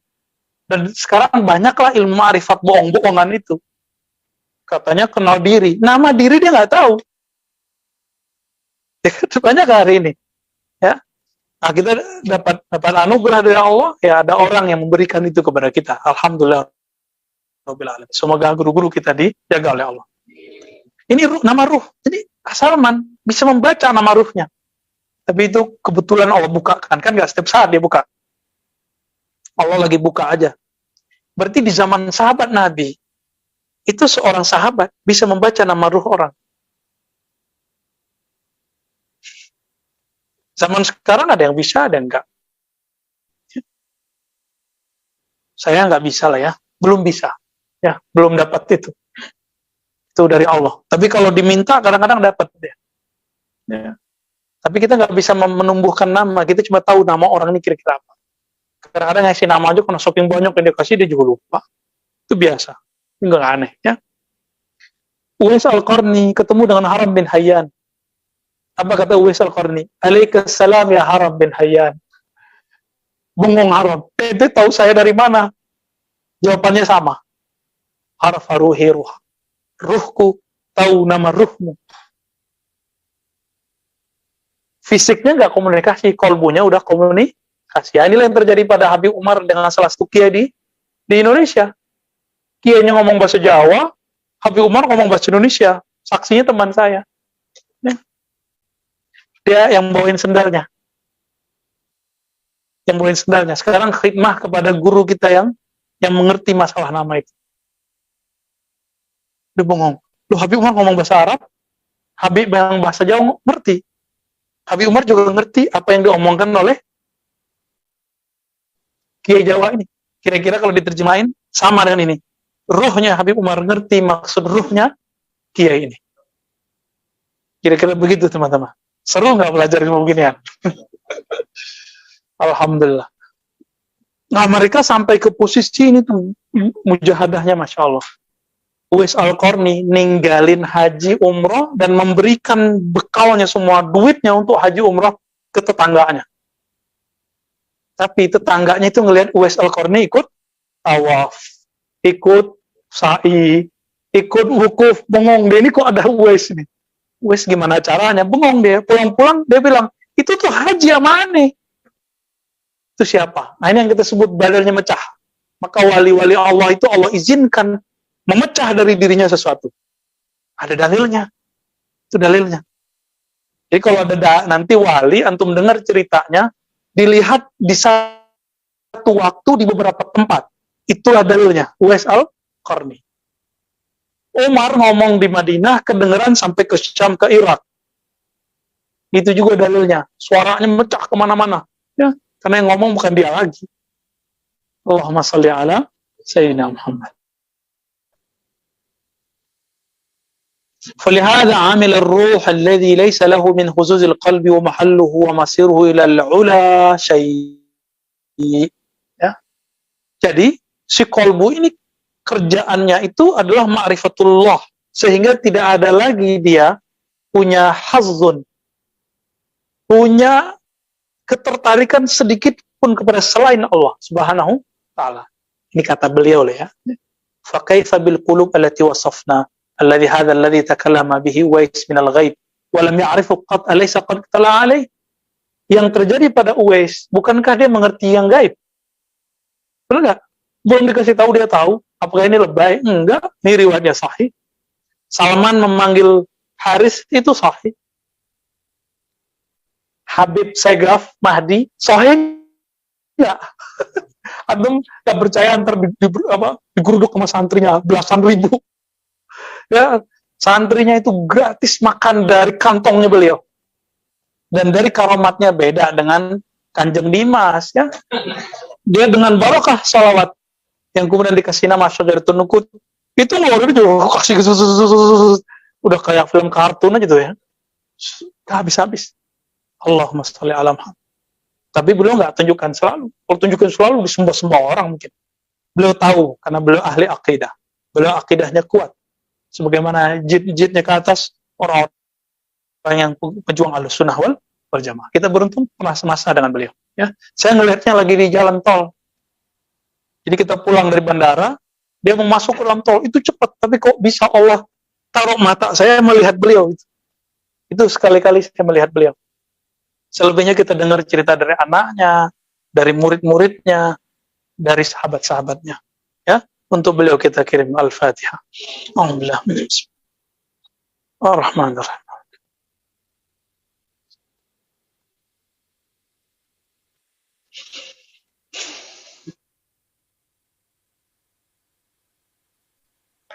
Ya, di sini disebutkan lagi kisahnya Umar, ya. Kisahnya Abu Bakar, halaman 209, berkalam beliau, wa innama huwa malul waris, wa innama huwa akhuka wa ukhtak. Faqala lahu ya abati innama litru sampai akhir, afalaysa qad hakama Abu Bakar bima ulqiya fi rawih, faqala innama huma ukhtak.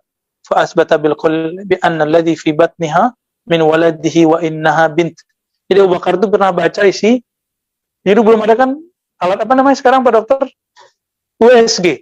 Sekarang udah 3D. Udah 4. Gila. Itu Abu Bakar bisa cek di dalam perut orang ini apa?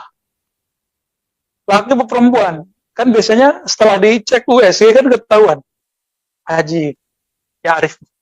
Siapa yang ngasih tahu?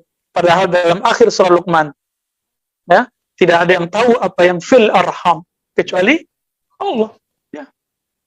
Abu Bakar Allah. Abu Bakar diizinkan Allah tahu.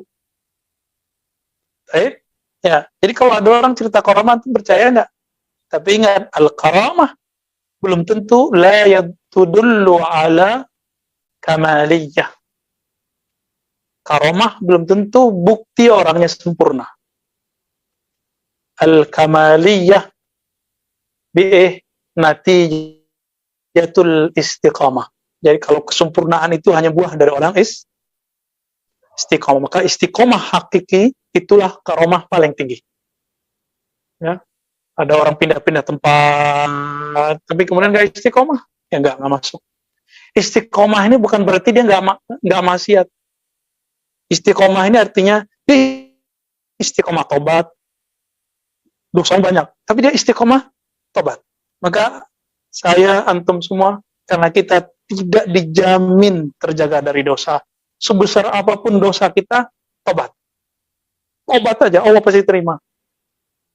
Setiap hari itu kalau ada orang maksiat, itu malaikat, mungkar raqib, atid, itu cek dulu ada istighfar nggak hari ini. Kalau ada nggak jadi tulis sama dia.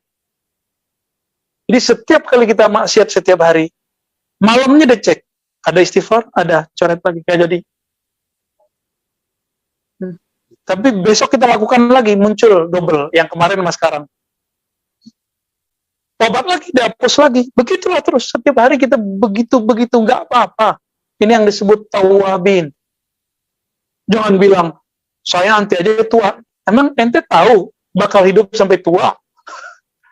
Kita kan nggak tahu besok mati apa enggak. Maka tobat itu yang disebut tobat tawabin, yang tobat setiap saat, setiap hari. Karena setiap hari kita pasti maksiat. Ya, mungkin dosa saya lebih banyak dari antum, atau dosa antum lebih banyak daripada saya. Sama lah ya.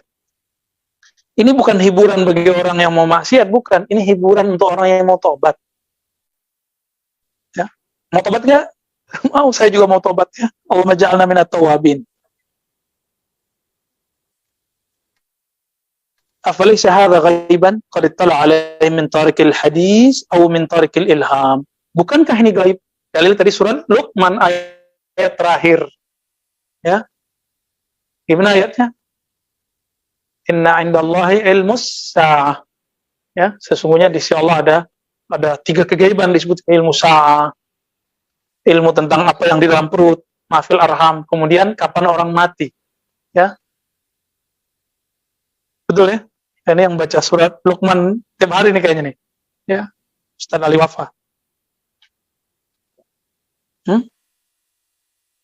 Wa yuqalu li hadza za'im. Jadi bukankah ini disebut tariqil hadis? Hadis di sini bukan hadis ilmu hadis. Hadis artinya Allah berbicara ke dalam kalbunya. Nah, ini kalau mau tepat nih terjemahannya, hadis dalam ilmu tasawuf adalah Allah berbicara ke dalam kalbu manusia. Atau Nabi Muhammad berbicara kepada kalbu umatnya. Masih bisa nggak sampai hari ini? Bagi kita masih bisa. Cuma mereka yang anti tasawuf menolaknya dan menganggap itu syirik.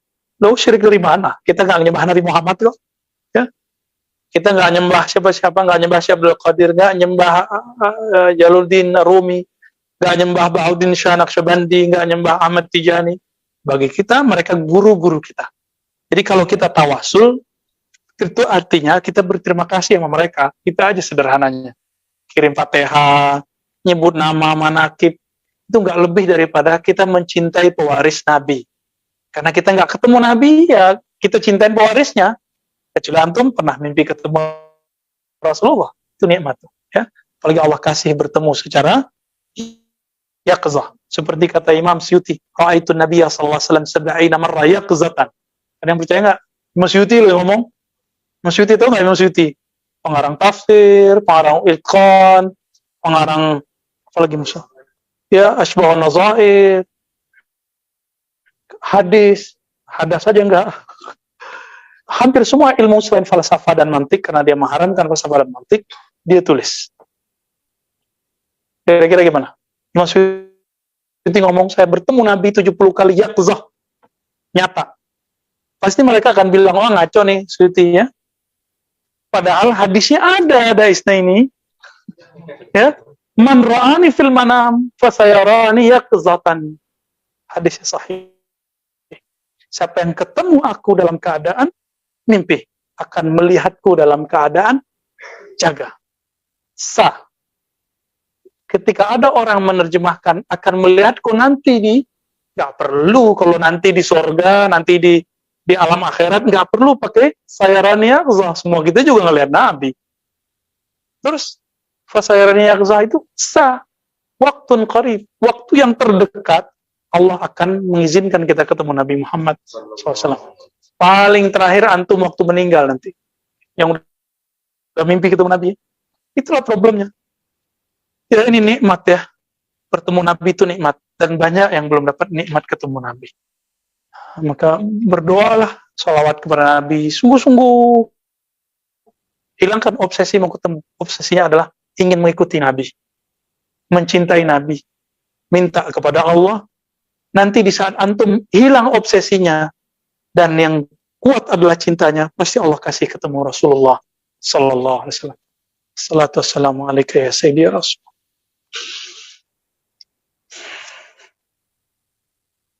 Wa yuqalu li hadha az-za'i min al-ghaib ala wujuh fa hal 'alimta ay ghaibin hadha alladhi ya'nihi Allah tabaraka wa ta'ala kullu ya'lamu fi as-samawati wal ard al-ghaiba illa Allah.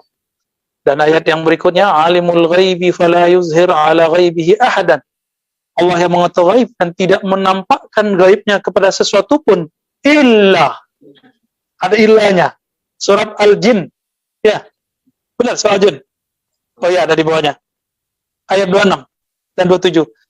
Allah tidak menampakkan, yuzhir, menampakkan. Ini yang kita sebut dengan kasyaf. Allah tidak memberikan kasyaf, kegaiban itu kepada siapapun, ahadan, illa man irtada min rasul, kecuali yang Allah izinkan dari Rasul. Dan kita sudah bahas sebelumnya. Rasul itu kan banyak. Ada Rasulul Malaikah, ada Rasul minal jin, ada Rasul minal insan. Tapi yang sahih minal insan. Ya. Dan disebutkan di ayat sebelumnya, di bab-bab sebelumnya, bahwa para aulia, pewaris para nabi, itu diatofkan kepada Rasul. Masih ingat ya sebelumnya? Pembahasan sebelumnya, silakan nanti dicek. Mereka juga diutus oleh Allah. Dan ini mujaddid setiap 100 tahun, kalimatnya apa? Ba'asallah. Innallaha ba'asa. Allah membangkitkan, mengutus. Tuh. Mujaddid diutus. Dan mereka dikasih Al-Muhaddas ini. Siapa lagi? Al-Mahdi juga sama. Kalimatnya diutus juga. Ya. Kalau seandainya masih sisa 1 hari kiamat, ba'asallah, Allah akan utus seorang Mahdi yang diislah 1 malam. Ada riwayatnya. Jadi kata ba'asa tidak hanya khusus buat Rasul. Ya. Summa najid fil anbiya man laysa bi rasul. Ada nabi tapi bukan rasul, benar enggak? Berarti enggak kata rasul di sini enggak mesti rasul tasyri'. Rasul pembawa syariat. Ya, nakirah, betul Sidi Musa. Wa qad azhara Allah ala ghaibihi min tariqil wahyi fa hunaka ghaibun 'indahu ta'ala yakadu yukhfiha min nafsihi. Ya. Ya, maknanya samalah ya. Wahai sa'ah. Jadi ada ghaib yang mutlak, ada ghaib yang muqayyad. Nah, ini pembahasan versi saya. Walau alam, ini istilahnya semoga benar. Al-ghaib al-mutlak, ada al-ghaib al-muqayyad. Ghaib mutlak itu yang Allah tidak akan kasih tahu hatta kepada malaikat yang akan meniup trompet di waktu mau kiamat. Malaikat siapa? Israel atau Israfil? Israfil ya, Israel namanya nama Ibrani. Kalau di Quran hadis nggak ketemu nama itu, di hadis ketemunya Israfil dan Malakul Maut di surat Sajadah. Baik, sudah? Jadi malaikat mau niup trompetnya nggak tahu itu ilmu, termasuk Nabi. Maka Nabi ketika tanya Jibril, apa jawaban beliau? Mal mas'ul anha bi'a'lama minas sa'il. Tidaklah yang ditanya lebih tahu daripada yang bertanya. Baik, nah, ini kaidahnya di situ. Ini disebut al-ghaib al-mutlaq. Tapi tanda kiamat dikasih nggak? Maka tanda kiamat disebut dengan al-ghaib al-muqayyad. Termasuk yang di dalam perut. Karena dia muqayyad, sekarang ada teknologi mengetahui jenis kelamin di dalam perut. Kalau dia mutlak, nggak bisa diketahui. Ini cara memahaminya. Loh, kok Allah bilang ghaib yang dalam perut ya? Sekarang kok bisa? Batal dong Al-Quran, bukan gitu. Ente nggak paham jenis ghaib. Ya, kan ada yang mulai nyeleneh mau mengkritisi Quran, terus ngomongnya gimana? Oh, Al-Quran ini nggak bener nih, ya. Nanti bakal ada ilmu bisa ngeliat tuh wajah di dalam perut ibu nih, ya, Bamba ini. Begitu dia itu membatalkan surat Luqman ayat terakhir. Soalnya dia nggak sahih, dia nggak tahu pembagian ghaib mutlak dan ghaib muqayyad. Besok ada yang nikah, ada yang nggak nikah. Betul? Itu mutlak apa muqayyad? Itu bisa direncanain loh. Karena dia masih muqayyad. Oke. Dokter bisa ngomong, penyakit kamu ini paling bertahan setahun lagi. Dokter ngomong begitu melanggar kaidah ghaib. Kenapa kalau dokter ngomong gitu antum bolehin? Ya? Gimana Pak Dokter? Anda cemburu Pak Dokter? Giliran kita ngomong gak boleh. Emang dokter cuma dokter fisik? Emang dokter kolbu gak punya hak? Ya? Punya hak juga, punya otoritas. Dia Allah yang kasih. Allah yang mewisuda mereka. Jadi kira-kira gimana? Kalau dokter boleh memprediksi, boleh nggak wali memprediksi? Karena seorang nabi juga memprediksi, bisa salah nggak prediksi nabi? Allah kasih. Ketika Nabi Hudaybiyah ditahan, benar nggak?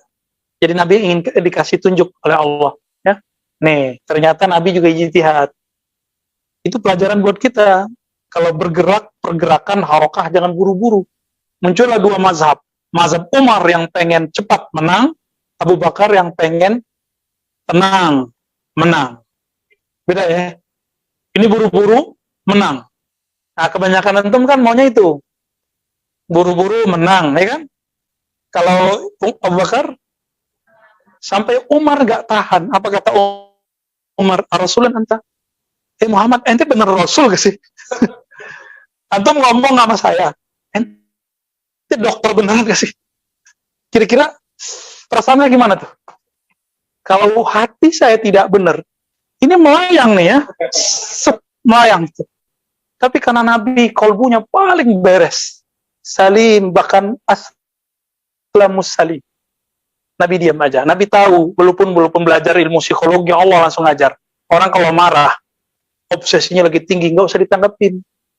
Karena apapun kalam kita pasti dianggap salah. Harus ada orang ketiga.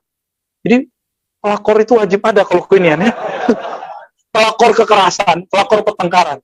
Dicolek sama Abu Bakar. Mar, ente nggak tahu ada ayat kalimatnya pakai insya Allah loh. Umar mengatakan kanilam asma'aha. Seakan-akan saya belum hafal ini, belum dengar. Itu Umar loh.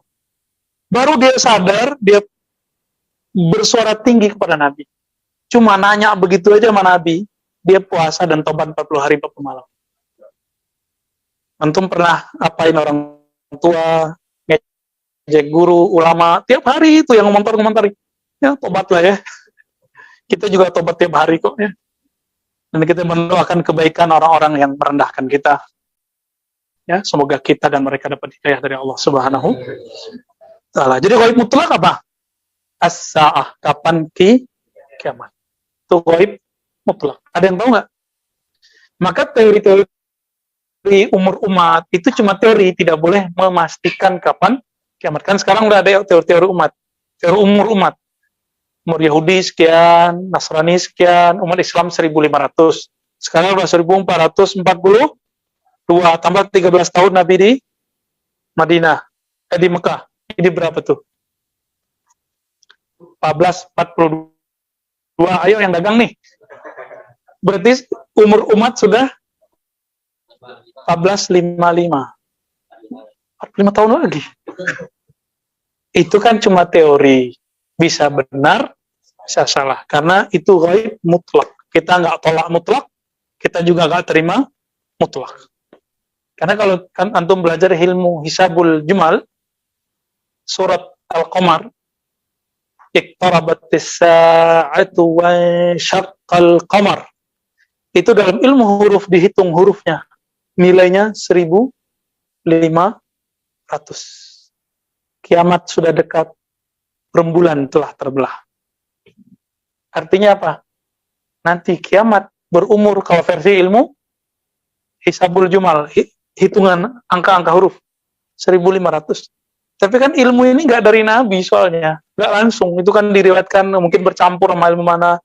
Maka kita serahkan ilmunya kepada Allah. Kita katakan dengan kalamnya Nabi, mal mas'ul anha bi'alama minas sa'il. Tidaklah yang ditanya lebih tahu daripada yang termasuk nanti dukhon. Apakah tahun besok? Tahun ini itunya. Sorry, kirain masih 2020 ini. Karena 2020 yang mengatakan akan terjadi tahun itu nggak terjadi, dan dia tidak minta maaf kepada umat dan tidak minta ampun kepada Allah. Ya, tahun ini kita nggak tahu, maka kita nggak boleh pastiin tahun ini, nggak boleh juga tolak tahun ini. Tahun berikutnya, wallahu alam. Ini termasuk ghaib mutlak, tapi kalau tanda-tanda ini muqayyad, kapan terjadinya kita belum tahu. Jadi yang paling ribet terhadap ilmu firasat itu adalah kapan terjadi sesuatu. Mirip-mirip kayak ilmu intelijen, ya. Benar nggak, Pak Tentara? Baik, si soal. Baik, fadal. Mobil siapa yang bunyi itu?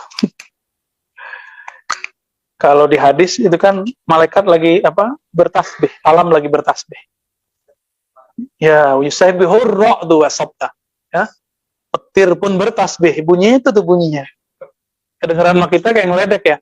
Kita sebut geledek. Padahal dia lagi bertasbih. Tafadhol, Panji. Assalamualaikum. Wah, siapa yang nanya ini? Kok tahu aja di istilah itu?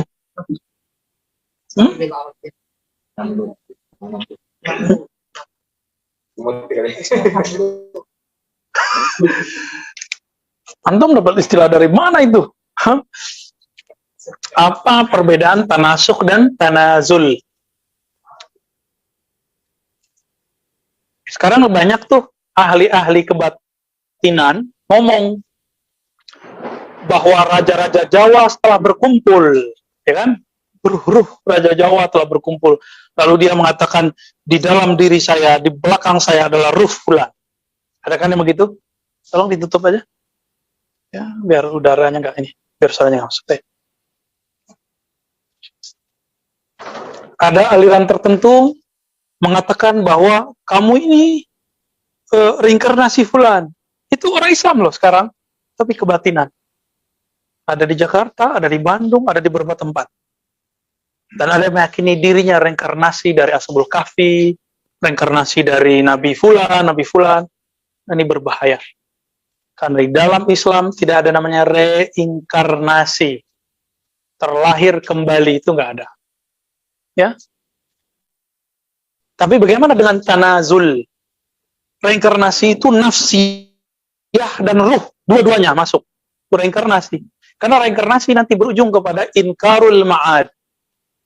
Inkar al-qabr. Inkarul jannah wan nar. Ujung-ujungnya reinkarnasi itu tidak meyakini ada akhirat. Karena orang terlahir, mati, lahir lagi, mati, lahir lagi, mati, lahir lagi. Tapi ajaran ini kan mungkin dulu ada benarnya, cuma nyangkut di mana dan kapan berubahnya kita nggak tahu. Yang benarnya namanya tanazul. Tanazul ini berubah ketika masuk ke agama-agama tertentu, jadi kepercayaan, animisme, segala macam, menjadi tanasukh, reinkarnasi. Kalau tanazul bukan reinkarnasi. Tanazul itu waris. Jadi konsep tanazul itu al-ulama warasatul anbiya. Ulama pewaris para nabi. Contohnya nih, Sidi Musa itu tanazul misalnya ya, Khuzaimah bin Sabit misal, yang dulu Nabi kasih gelar satu orang sama dengan syahidain. Pewaris ilmunya Khuzai. Jadi kalau saya lagi konflik, cukup bawa Sidi Musa Zauki. Ketika dia bersyahadah, saksinya bernilai 2. Misalnya begitu. Karena dia pewaris kekuatan spiritnya siapa? Khuzaimah. Itu mungkin. Ada orang yang mewarisi Nabi Ibrahim. Tapi nafsiyahnya beda nggak dengan Nabi Ibrahim? Nafsnya, jiwanya beda, sukmanya beda, jiwanya beda. Tapi spirit yang diwarisinya sama. Itu namanya tanazul. Dan itu mungkin bagi siapa? Innama yakhshallah min ibadil ulama. Bagi orang yang takut kepada Allah, lalu Allah jadikan dia pewaris para nabi. Ulama, para waris para nabi. Bukan satu nabi loh. Para nabi. Jadi bisa saja nih antum ini, kalau dari, kita kan sudah bagi, ya, ada Bani Nur, cahaya, ada Bani Ruh. Ya, ada Bani Malaikat, ada Bani Insan. Nah, Bani Ruh ini, di sini terjadi tanazul. Spirit itu diwariskan. Dulu berapa jumlah Nabi? 124.000. Mereka meninggal. Bertanazul ke sahabat Nabi, jumlah sahabat Nabi berapa? 124.000. Itu makna dari tanazul. Kalau bahasa hadisnya tawarus. Mewarisi spirit. Oke? Dan ini ilmunya Al-Ghaus. Yang tahu antum ini pewaris siapa? Itu Al-Ghaus, bukan saya. Saya bukan Al-Ghaus. Saya gosong. Al-Gosong. Saya bukan orangnya. Ya. Paham di situ? Ya. Jadi apa beda tanazul dan tanasukh? Tanasukh reinkarnasi bukan ajaran Islam. Karena berujung mengingkari hari akhirat. Kalau tanazul, dulu nih, spiritnya, tadi siapa? Khuzaimah bin Sabit wafat. Maka nafsiyahnya telah berhadapan dengan alam kubur. Karena sahabat Nabi, pasti nggak ditanya mungkar nakir. Pasti. Karena dia tanazul juga dari para Nabi terdahulu. Emang mungkar nakir berani nyolek orang yang lebih tinggi makomnya dari dia? Jadi Bani Ruh lebih tinggi dari Bani Malaika. Bani Cahaya, Bani Anwar, Bani Ruh, Bani Malaika. Udah dicatat belum waktu itu? Ya, terus? Bani Ya, alam, Bani jin, ya Bani Jin, Bani Insan tadi ya. Bani Najm, Bani Nabat, Bani Hayawan, Bani Jamadat. Jamadat ini batu-batu, logam-logam masuk situ.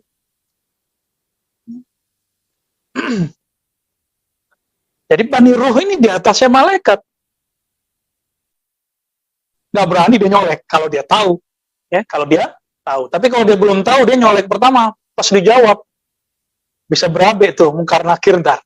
Ya, itulah candanya Gus Dur dulu. Orang nggak paham, dikira Gus Dur main-main. Kan dulu di Gus Dur canda kan masalah itu.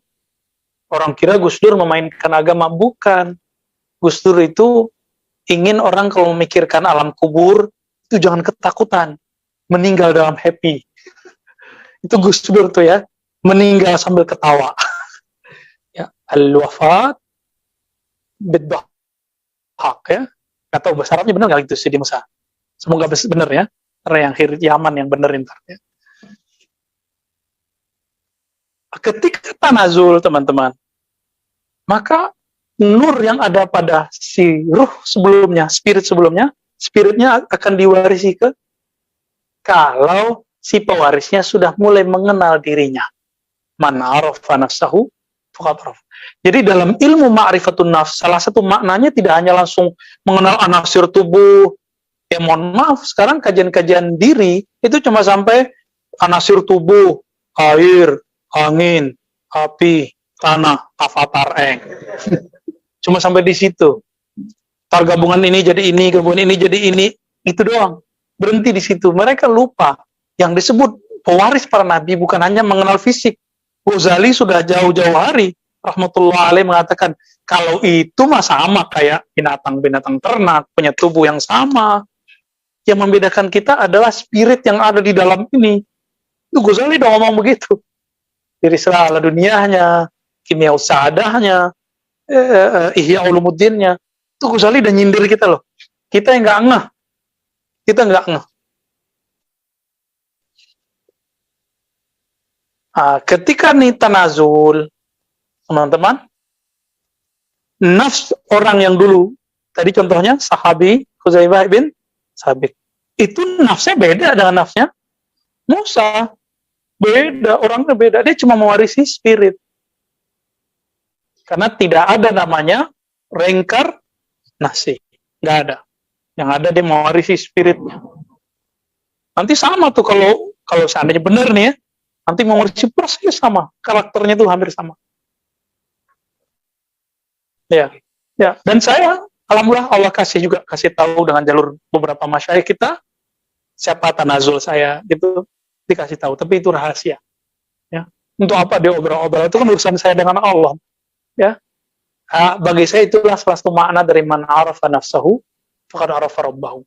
Siapa yang kenal dirinya. Sekarang antum yang sudah dapat nama diri, nama ruh, itu salah satu dari ma'rifatun nafs. Ya. Maka nanti ketahuan tuh karakternya apa dari nama itu. Mirip-mirip, nggak jauh-jauh beda. Antum berenung-renungnya aja sama. Ya, benar nggak? Yang sudah dapat nama sebagian, Butina namanya apa? Ya, Zulekha Ismail. Ya salam. Kok tahu beliau kan? Nah, itu goib nggak tuh? Goib. Nggak pernah ketemu sama Butina ya kan? Dan ada dua Bunda Tina nih yang semangatnya sama. Satu di Pekanbaru, satu di sini nih, di Bintaro. Sama orangnya, semangatnya sama. Bedanya satu nih keturunan Madura, campuran ini keturunan Lampung. Ya mirip-mirip lah. Allahumma sholli ala Muhammad. Paham ya tanazul dan tanasuh? Tanazulnya Al-Mahdi siapa? Mahdi boleh kita sebut. Al-Mahdi tanazul atasnya siapa? Ismu ismi, wasmu abi, ismu abi. Saya udah jelaskan. Ismu di situ bukan ismu jasad. Ismu abi bukan ismu jasad. Tapi ism ruhani. Kita udah jelasin itu ya. Berarti Muhammad bin Ahmad. Muhammad Nur. Ahmad Ruhullah. Maka nur yang ada dalam dirinya para wali itu bin Muhammad. Maka manusia, waliullah, Bani Ruh, dia bukan Nur Muhammad. Ini kekeliruan orang belajar Ma'rifatun Nafs. Ini banyak nih kajian-kajian Ma'rifatun Nafs ya. Kita lihat yang di YouTube, di sosmed, itu mengatakan di dalam dirimu ada Nur Muhammad. Ya salam ya. Khata. Yang benar pancaran atau warisan atau percikan itu benar. Itu benar. Karena Nur Muhammad ya cuma Nabi Muhammad Sallallahu Alaihi Wasallam. Dan itu hanya turun plok nanti ke siapa? Al-Mahdi. Kalau antum bilang di dalamku ada Nur Muhammad, berarti antum Al-Mahdi dong. Palsu. Tapi saya husnuzon. Barangkali masyaikh yang mengatakan dalam diri kita Nur Muhammad, mungkin maksudnya pancaran dari Nur. Kalau itu benar. Kalau itu ya di khali balak ya labas. Benar. Ada kan begitu kan? Taib. Khalas. Lanjut. Iya, khata. Sambil menikmati bench of coffee. Bismillah. Assalamualaikum. Ya. Waalaikumsalam. Selama ini pas saya sholat atau berzikir, secara otomatis terbayang di mata saya wajah dia. Apakah Gawat itu. Antum sholat, kebayang wajah aneh. Sebelum takbir boleh. Kalau udah takbir nggak boleh ingat aneh. Nah, kalau sebelum sholat ingat wajah guru, kan kita sebelum sholat ingat guru ngaji kita, bener nggak? Antum alam bawah sadarnya coba dilihat dalam-dalam. Setiap kali mau sholat yang ingat wajah guru dulu pertama ngajarin sholat. Saya sampai sekarang masih ingat guru saya Abu Yadahnar, guru ngaji yang ngajarin sifat 20, yang ngajarin qiraat, yang ngajarin qiraat hafaz, Ana Asim, yang ngajarin berbagai macam itulah. Fikih Syafi'i itu beliau ngajarin. Saya ingat tuh beliau ngajarin sholat. Saya teringat beliau sholat. Terus bapak saya ngajarin, saya ingat. Habis itu naik lagi, ketemu guru kita yang ngajarin sholat, ketemu lagi guru dari guru kita. Jadi ketika sholat, yang terbayang ya guru yang paling berkesan itu. Itu, ingatan itu berkait-kait, disebutlah rabithah. Mengingatnya membuat kita ingat Robnya. Inilah yang disebutkan dalam hadis yang hasan, man awliya Allah. Man awliya Allah. Siapakah wali Allah, wahai Rasulullah? Di riwayat kedua, man khairun nas. Siapakah manusia terbaik, wahai Rasulullah? Apa jawaban Nabi? Allazina iza ru'u dzukirullah. Ada yang pakai man iza ru'u dzukirullah. Siapa yang jika engkau memandangnya, engkau memfisikannya, ru'u itu kan divisikan, dibayangkan, divisualkan. Membuat visualisasimu terhantarkan kepada zikrullah. Bisa namanya Allah, bisa fiilnya Allah, bisa sifatnya Allah. Kalau ketemu nanti antum dengan Al-Ghaus, dengan Al-Mahdi, bisa ingat ma'rifatul zatillah yang tidak bisa diceritakan dan tidak bisa dikalamkan kecuali oleh ahlinya, yaitu beliau itu sendiri. Kita punya hak cuma sampai di sifat. Beliau punya hak sampai di zat. Nah, saya belum boleh bicara itu, ya, karena itu bukan hak saya.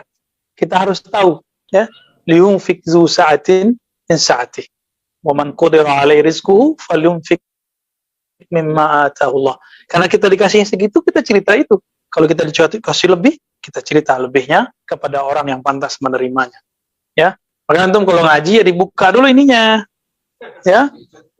Terus ininya ya disiram dulu ke sono, dikosongin, biar dia nanti nggak jadi abu-abu. Ini nih enak, coba campurin air putih jadi enak gak? Kayak gitu kira-kira. Jadi kenapa antum nggak bisa menikmati kajian seseorang? Karena bercampur. Atau ini belum kalau nggak paham, berarti belum dibuka. Cara membukanya surah Al-Fatihah. Gampang toh? Ya, bang sebenarnya. Biiznillah kebuka. Baik. Jadi kalau diajak baca Fatihah itu baca, itu tanda kalau kita mau buka. Ini ada yang angkuh, bid'ah. Iya, nggak dapat apa-apa dia pulang dari sini pertanyaannya bulut kepalanya bertabrakan, panas. Pulang dari sini berkeringat. Ya salam. Fadal, akmil. Dari Bapak Devi. Saya pernah bermimpi dinampakkan nasab Muhammad SAW. Namun banyak bisa. Kemudian di dalam mimpi saya membacakan nasab tersebut. Dari Nabi SAW sampai kepada Allah. Ini pertanda apa, Bu ya? Apakah salawat saya telah dibacakan? Masya Allah. Tandanya antum suka baca sirah beliau. Ya. Kalau sudah begitu, nanti pelajari nasab ruhaninya Nabi. Ya. Dan saya sarankan selalu sering baca kitab sirah Nabawiyah. Nah, jangan lepas. Oke? Lanjut. Oke, terakhir. Bu ya, saya mau tanya tentang pecahnya raga Pecah. pecah jasa wali tersebut apa wali tersebut tidak berkata. Memecah itu bukan isimnya ya, nurnya. Nurnya. Jadi wali itu cukup dia teringat sesuatu, itu Allah jasadkan. Jadi nur itu Allah jasadkan. Itu Uwais Al-Qarni, dia rindu mau haji. Allah jasadkan nur pikirannya, kan kerinduan itu nur bukan? Rindu kepada Allah, rindu kepada masyair, simbol-simbolnya Allah. Kan haji, umroh, tempat-tempat haji umroh kan semuanya adalah syiar-syiarnya Allah.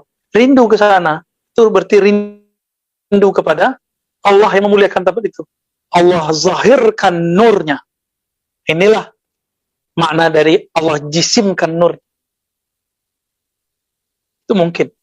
Maka wali-wali itu bisa banyak ya. Dulu Syekh Abdul Qadim di tempat kita bisa 7. Di mana? Sunan Ampel ya. Di situ siapa yang kuburannya sampai 9? Khodamnya. Allahu Akbar. Khodamnya bisa 8 kali, 9 kali. Hidup meninggal. Nah, itu sebenarnya dia nggak mati. Karena dia punya zikir-zikir sifat yang mengantarkan kepada zat Allah. Maka Allah bilang ente mau hidup atau mati, semuanya itu. Itu bisa terjadi. Makanya dulu ada orang yang di sanad Sahih Bukhari itu umurnya 300. Ya mungkin kejadiannya begitu. Sanad umurnya 200, kan ada 2 tuh. At-Tuluni umur 200, terus di atas lagi ada umurnya 300-an. Yang kebanyakan orang nggak terima, tapi saya percaya. Ya, sanad-sanad begitu kita percaya. Kalau nggak pakai tasawuf memang susah percaya begituan. Jadi tasawuf itu membuat antum paham sesuatu yang tidak mampu dipahami oleh seorang intelektual biasa. Jadi saya menemukan satu rahasia dalam ilmu zikir, ilmu ma'rifatullah. Ada percepatan dan lompatan kecerdasan. Cepat sekali. Coba aja tuh, kitab yang dulu antum nggak paham, baca sekarang tentang tasawuf, pasti paham ntar. Ya, kalau udah ngaji kitab ini, sama ngaji tentang ilmu ma'rifatullah, antum baca tuh buku-buku yang dulu nggak paham.